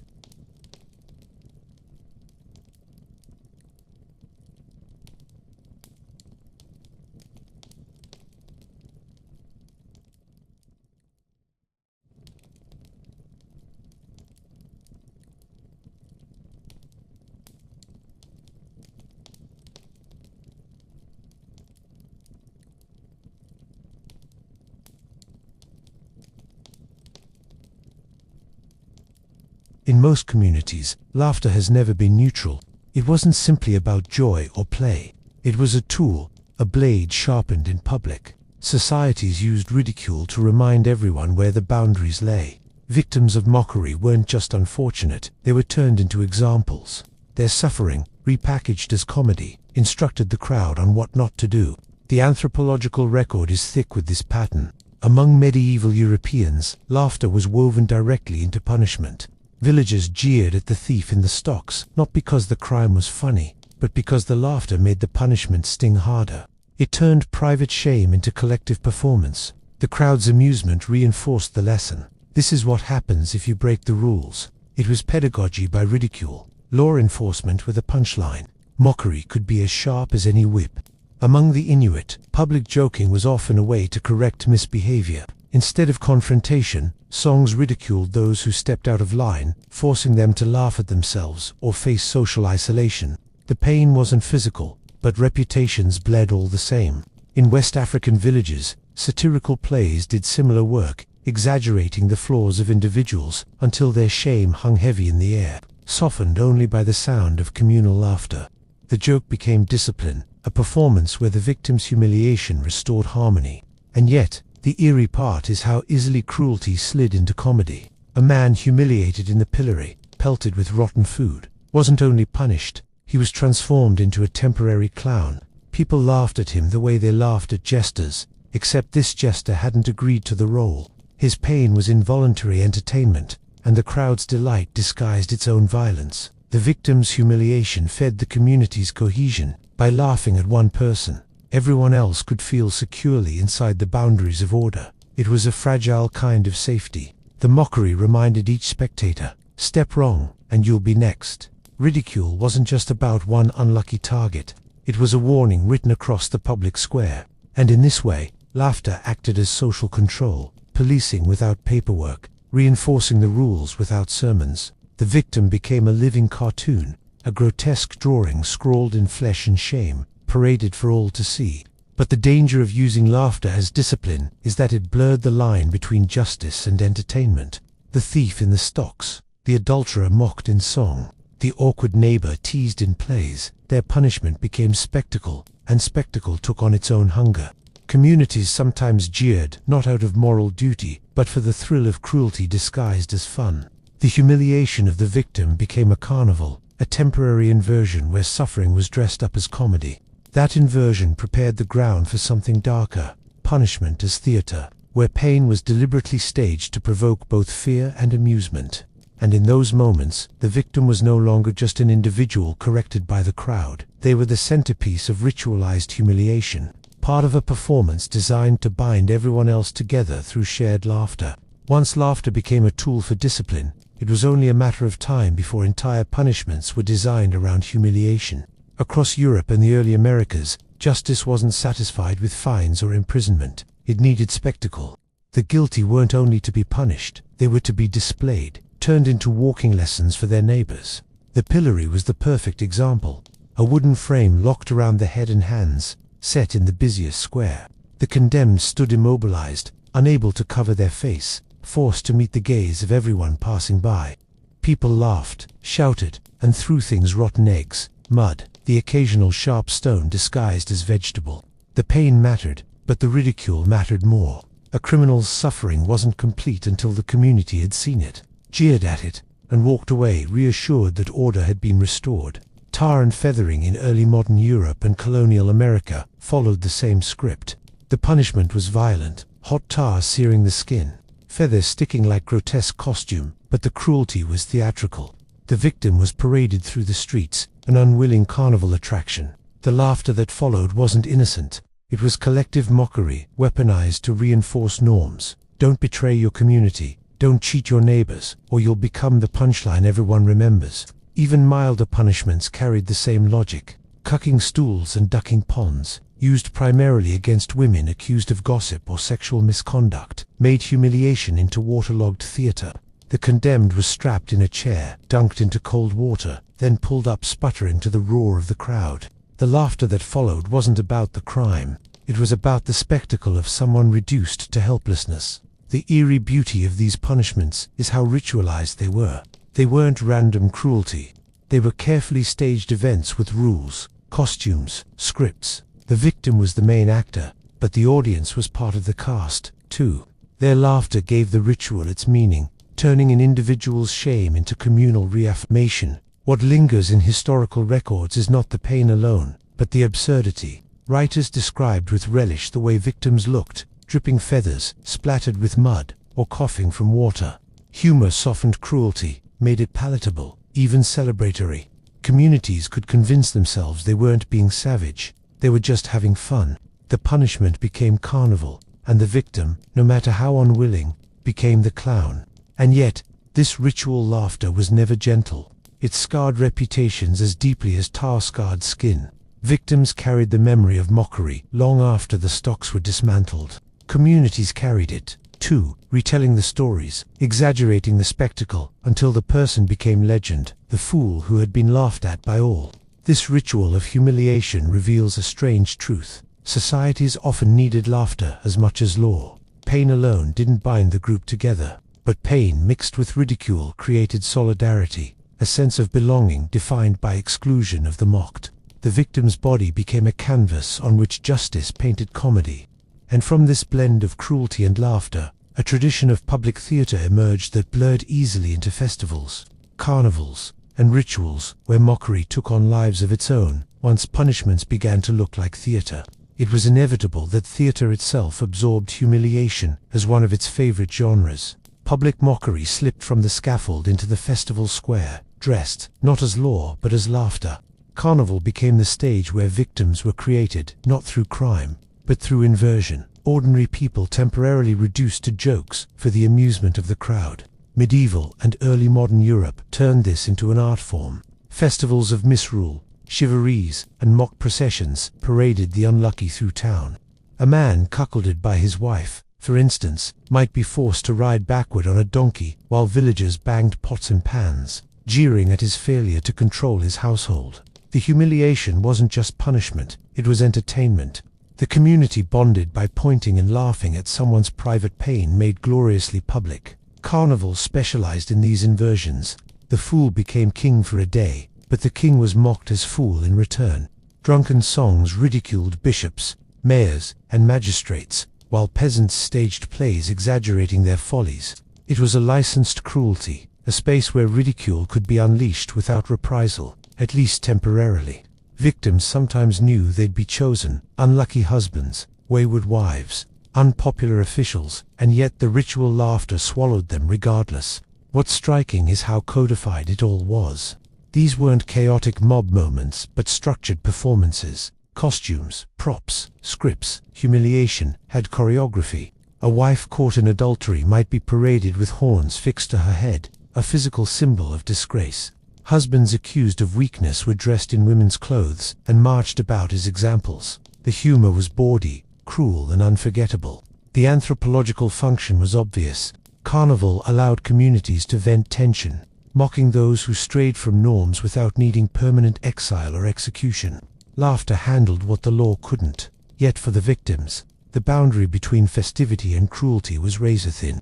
To be chosen as the target meant your private shame was now immortalized in collective memory, retold in songs, stories, and gossip long after the drums of carnival went quiet. And the eerie irony is that people laughed hardest, not at the powerful mocked from below, but at the vulnerable mocked from within.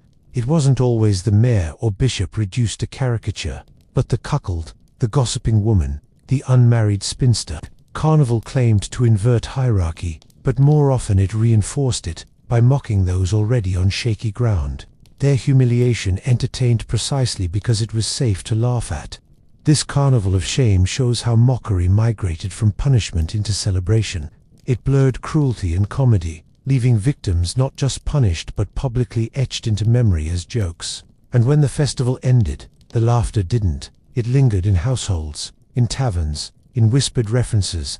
A man could be reminded of his donkey ride for decades, a woman of her horned mask long after her supposed scenes were forgotten. The festival square made humiliation collective, but empires went further. In Rome, in Aztec cities, in African slave markets, victims weren't only laughed at in ritual parody, they were paraded, dehumanized, and mocked as spoils of power. Mockery didn't stop at neighbors and unlucky husbands. It reached its most brutal form in how societies treated outsiders, the enslaved, the conquered, the captured. Their suffering was not just endured but staged, their degradation framed as comedy to reassure the victors that they were firmly in control. The Roman arena offers the most famous examples. Gladiators were not always warriors. Many were slaves, prisoners of war, or criminals forced to fight. When the spectacle was lopsided, a trained fighter against an unarmed captive, the crowd often laughed at the absurdity, as if slaughter could double as slapstick. Prisoners were sometimes dressed in ridiculous costumes, made to play mythological characters doomed to die. A man costumed as Icarus, flying before being burned, or as Orpheus mauled by beasts. Their deaths were theater, staged with grotesque humor. The laughter wasn't incidental. It was ritualized dominance, Rome turning enemies into punchlines. The Aztec Empire had its own cruel choreography. Captives destined for sacrifice were often paraded through the city first, mocked, painted, forced to dance in ceremonies that inverted their dignity. The public laughter wasn't about joy but about distance. By laughing at those about to die, the community reaffirmed its own safety and superiority. Their pain became entertainment, and entertainment erased empathy. In African slave markets, humiliation was similarly baked into the process. Enslaved people were paraded, inspected, stripped, forced to perform songs or dances. Buyers laughed at their discomfort, mocking them as curiosities before branding them as property. The laughter covered the brutality, transforming human misery into spectacle. Mockery of captives wasn't just about cruelty. It was functional. It erased the humanity of the victim. By turning a man into a joke, you made him less dangerous, less worthy of sympathy. Laughter was the psychological solvent that dissolved kinship, making exploitation easier to swallow. The victim's suffering was disguised as theater, and the audience's laughter disguised their own complicity. The irony is how often this mockery was remembered. Roman writers described with relish the bizarre scenes of captives humiliated before death. European colonists wrote of laughing at enslaved Africans forced to perform. These accounts reveal something unsettling. Societies preserved the memory of cruelty not as shame, but as entertainment worth retelling. The victims' humiliation outlived them, fossilized in stories that continued to circulate long after the screams had faded. And the laughter wasn't confined to elites. Ordinary people joined in, whether in arenas, marketplaces, or ritual parades. Public humiliation was communal, a binding act of shared superiority. Everyone laughed together, not at a joke, but at a person. In those moments, victims became less than human, transformed into props that reinforced the audience's identity as victors, free men, insiders. But even inside communities, mockery wasn't reserved for foreigners. Sometimes the victim was one of their own, chosen not for conquest but for sacrifice, scapegoats whose humiliation reassured the rest. Their suffering was no less painful, and the laughter no less sharp. Every society has found someone to blame when things went wrong, and more often than not, the ritual of blame was wrapped in laughter. Scapegoats weren't just expelled or punished. They were mocked, paraded, and turned into comic relief before being cast out. The cruelty of the act was softened by its absurdity, as if ridicule could make the violence more palatable. Ancient Greece had its pharmakos rituals, where the city symbolically purged itself of pollution.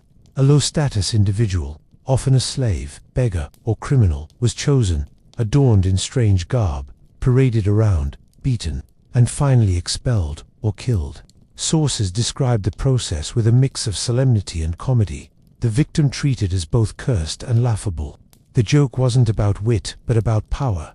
The community laughed because it was safe to laugh at the one carrying all their misfortunes. Medieval Europe had its own forms.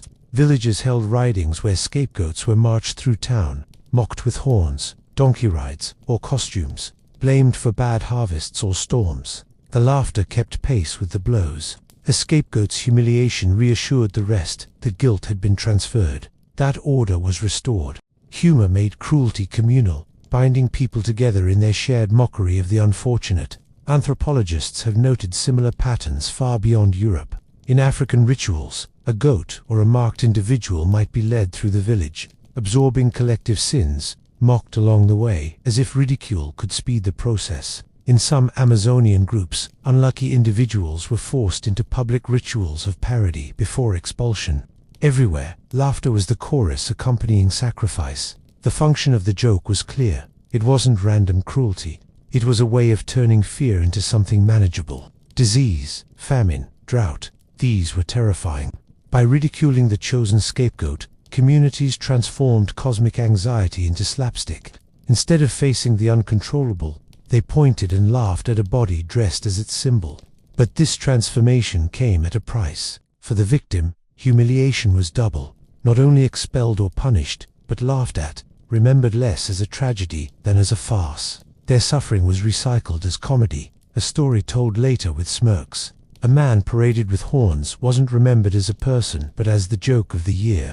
And there lies the unsettling irony. Scapegoats were meant to cleanse the community, yet the laughter at their expense became part of communal memory, passed down as folklore.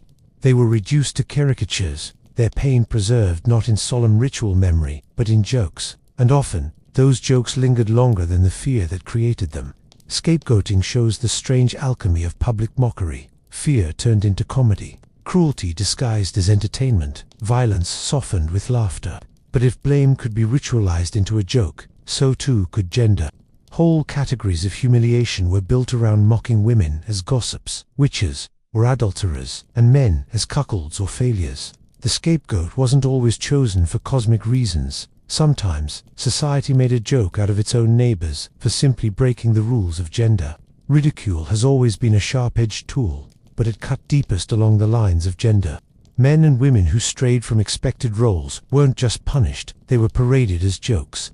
Their failures turned into theater that the entire community was invited to laugh at. In early modern Europe, women accused of adultery, gossip, or witchcraft often faced humiliations, staged as comedy. A scolding wife might be strapped into a cucking stool, dunked in a pond while neighbors jeered. The cold water was punishment, but the laughter was the real sting. Her private life reduced to slapstick, her rebellion against silence drowned in mockery. Witches, too, were not just feared, they were ridiculed. Pamphlets circulated with grotesque cartoons of women flying on broomsticks or cavorting with demons. Exaggerations meant to make their terror comic. Laughter was the first step in stripping them of dignity before the flames were lit. Men were not immune. The cuckold was a stock character across Europe, mocked in songs, plays, and carnival parades. Horns were the universal symbol, fixed to hats, painted on doors, even carved into masks. To be a cuckold wasn't only shameful, it was comic. Entire communities laughed at men unable to control their wives. Their humiliation made into entertainment that reinforced patriarchal order. If women were mocked for breaking the rules of obedience, men were mocked for failing to enforce them. Anthropologists have documented similar practices elsewhere. In parts of Africa, public songs targeted quarrelsome women or weak men, mocking them until conformity was restored. In India, satirical songs during festivals often singled out women accused of impropriety, turning gossip into communal performance. Gendered ridicule wasn't just cruelty, it was pedagogy, teaching everyone their place through laughter at those who stepped out of line. The irony is that humor often worked more effectively than violence. A woman who'd been dunked in a pond, or a man paraded with horns, carried that humiliation far longer than a fine or a blow. Neighbors remembered the laughter, and the victim remembered being its target. Ridicule became a scar more visible than wounds, because it lived on in stories, jokes, and whispers. And yet, the cruelty was often masked as play. Carnivals insisted the mockery was just fun. Neighbors sang satirical songs and claimed they were harmless. But for the victims, there was nothing harmless about being turned into the village clown. Their identities were rewritten by laughter. A woman wasn't just someone who quarreled, she was the scold who got dunked. A man wasn't just unlucky in marriage, he was the horned fool. Gendered mockery reveals how communities weaponized comedy as control. By laughing at women's disobedience and men's weakness, societies reinforced the boundaries of behavior without needing courts or prisons. But not all ridicule came from gender roles. Sometimes, people laughed at victims of sheer misfortune, accidents, clumsy deaths, mishaps, so absurd they demanded to be retold as jokes. No matter how much pain lay behind them, some victims didn't even need to break rules to become public jokes. All it took was bad timing, clumsiness, or death arriving in an absurd costume. Communities have long turned accidents into stories, tragedies into punchlines. The humor didn't erase the pain, but it reshaped it into something more bearable, or at least more memorable. Medieval chronicles loved to record funny deaths. A scholar who toppled into a cesspit, a noble crushed by his own banquet table, a knight suffocated under the weight of his armor after falling off a horse. These were not dignified ends, so they were retold as farce. The audience laughed, not out of malice but out of relief, at least it hadn't happened to them. The victim's humiliation became a communal pressure valve against the terror of mortality. The Roman historian Valerius Maximus collected anecdotes of generals who died from slips, stumbles, or bizarre mishaps. Their achievements faded, but their foolish deaths endured as moral lessons disguised as comedy.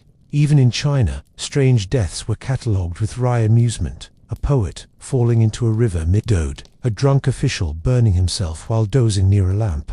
These stories circulated because they were funny, and their humor softened the anxiety of fate. Accidents in ritual settings often attracted the sharpest laughter. A priest tripping during procession, a dancer fainting mid-ceremony, a sacrifice going wrong. Each mishap undermined the solemnity of ritual, transforming sacred space into slapstick.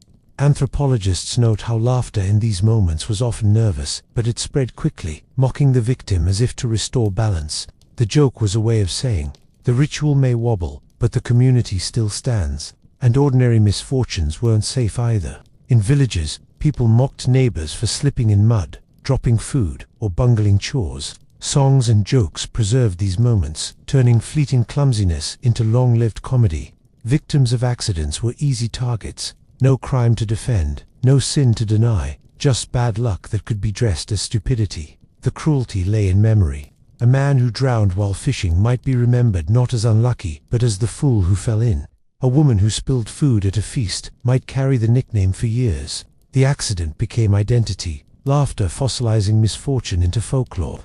What's unsettling is how universal this impulse was.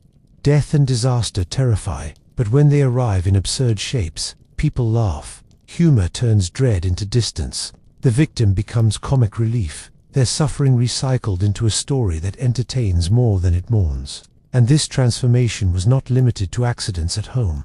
Entire peoples were mocked in the same way, colonized, captured, displayed as atrocities, their pain reframed as spectacle for foreign audiences. Victims weren't just individuals slipping in mud, there were whole groups paraded for others' laughter. Humiliation didn't stop at the village square.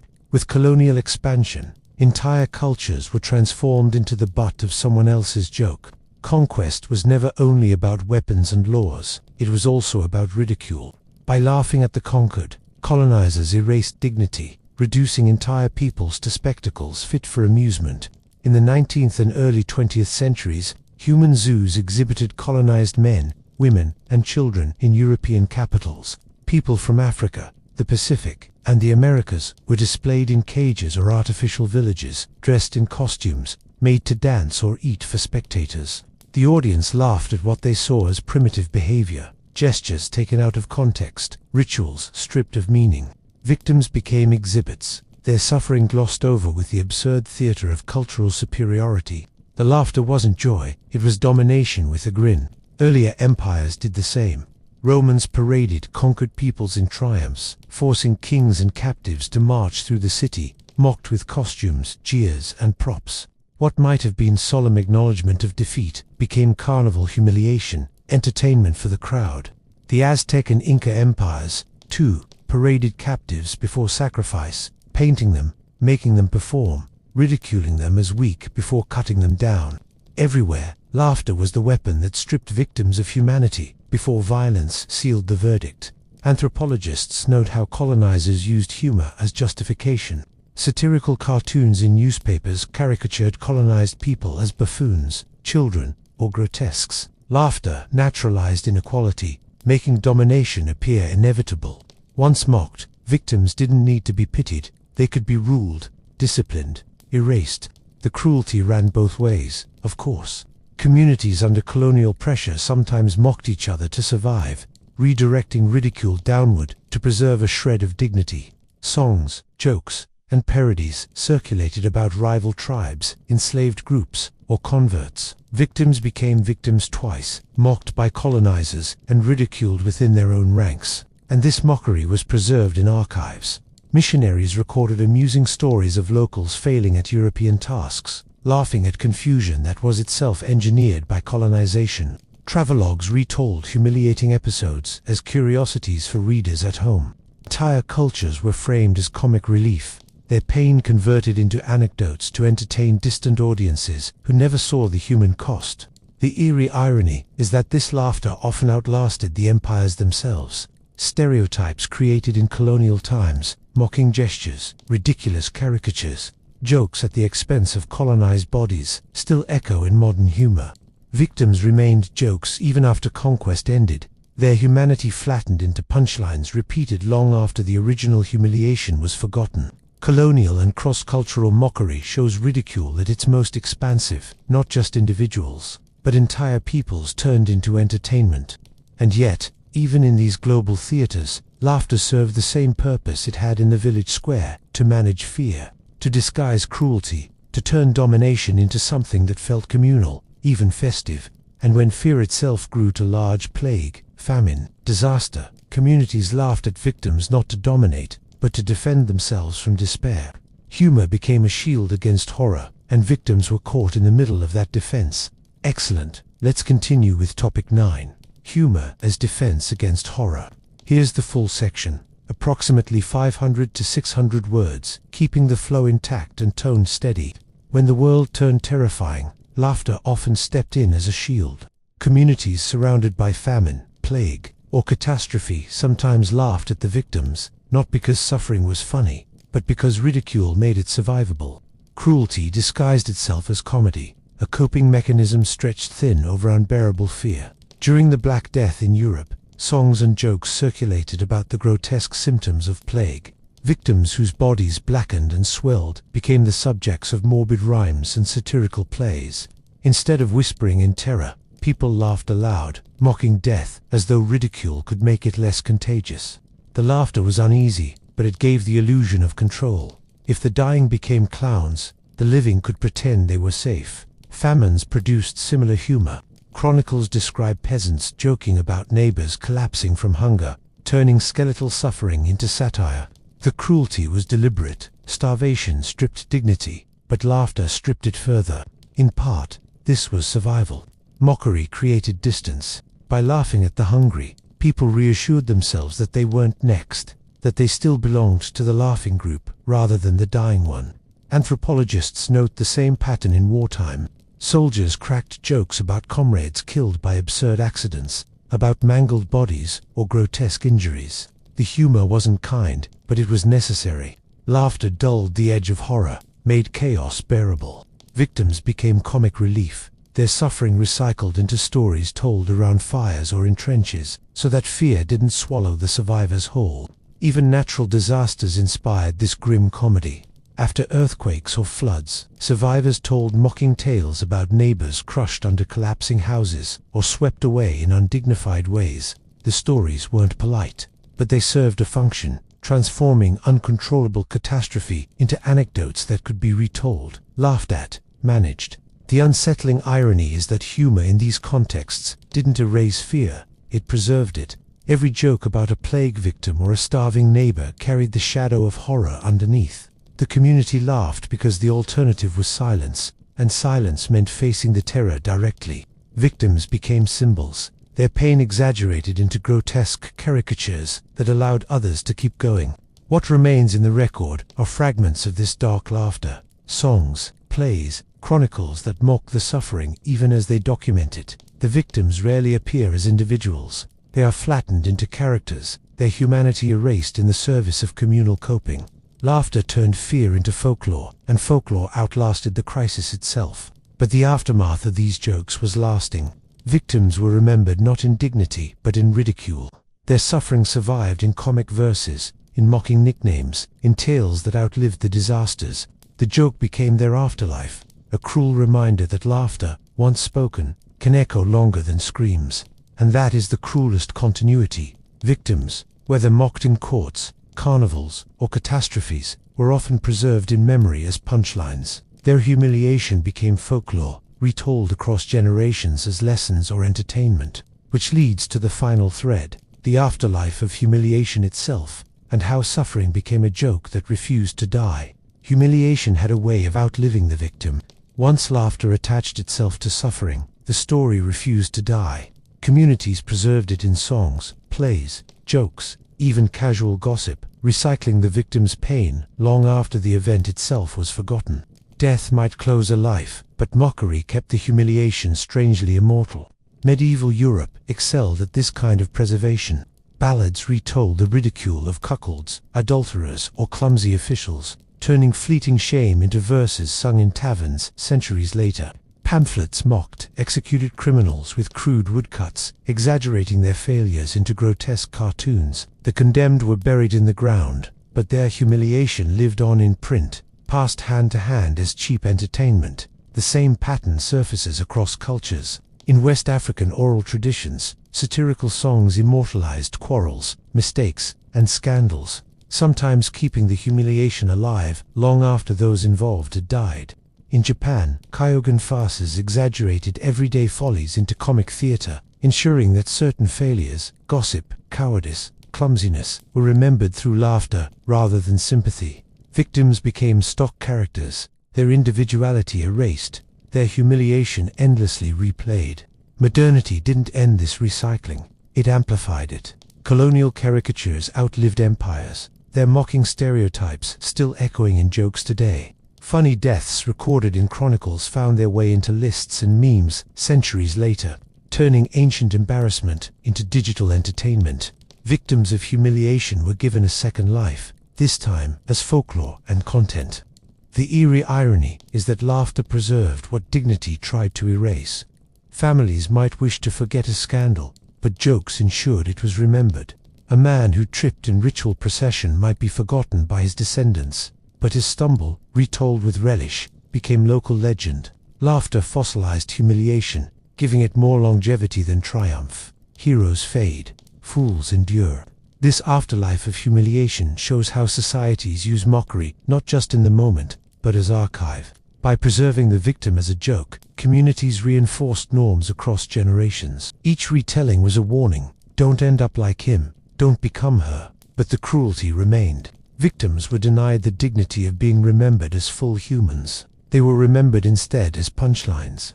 And that is perhaps the strangest legacy of ridicule. It made suffering eternal. A body could be buried, a sentence served, a famine survived, but once laughter attached itself to the victim, the humiliation never really ended.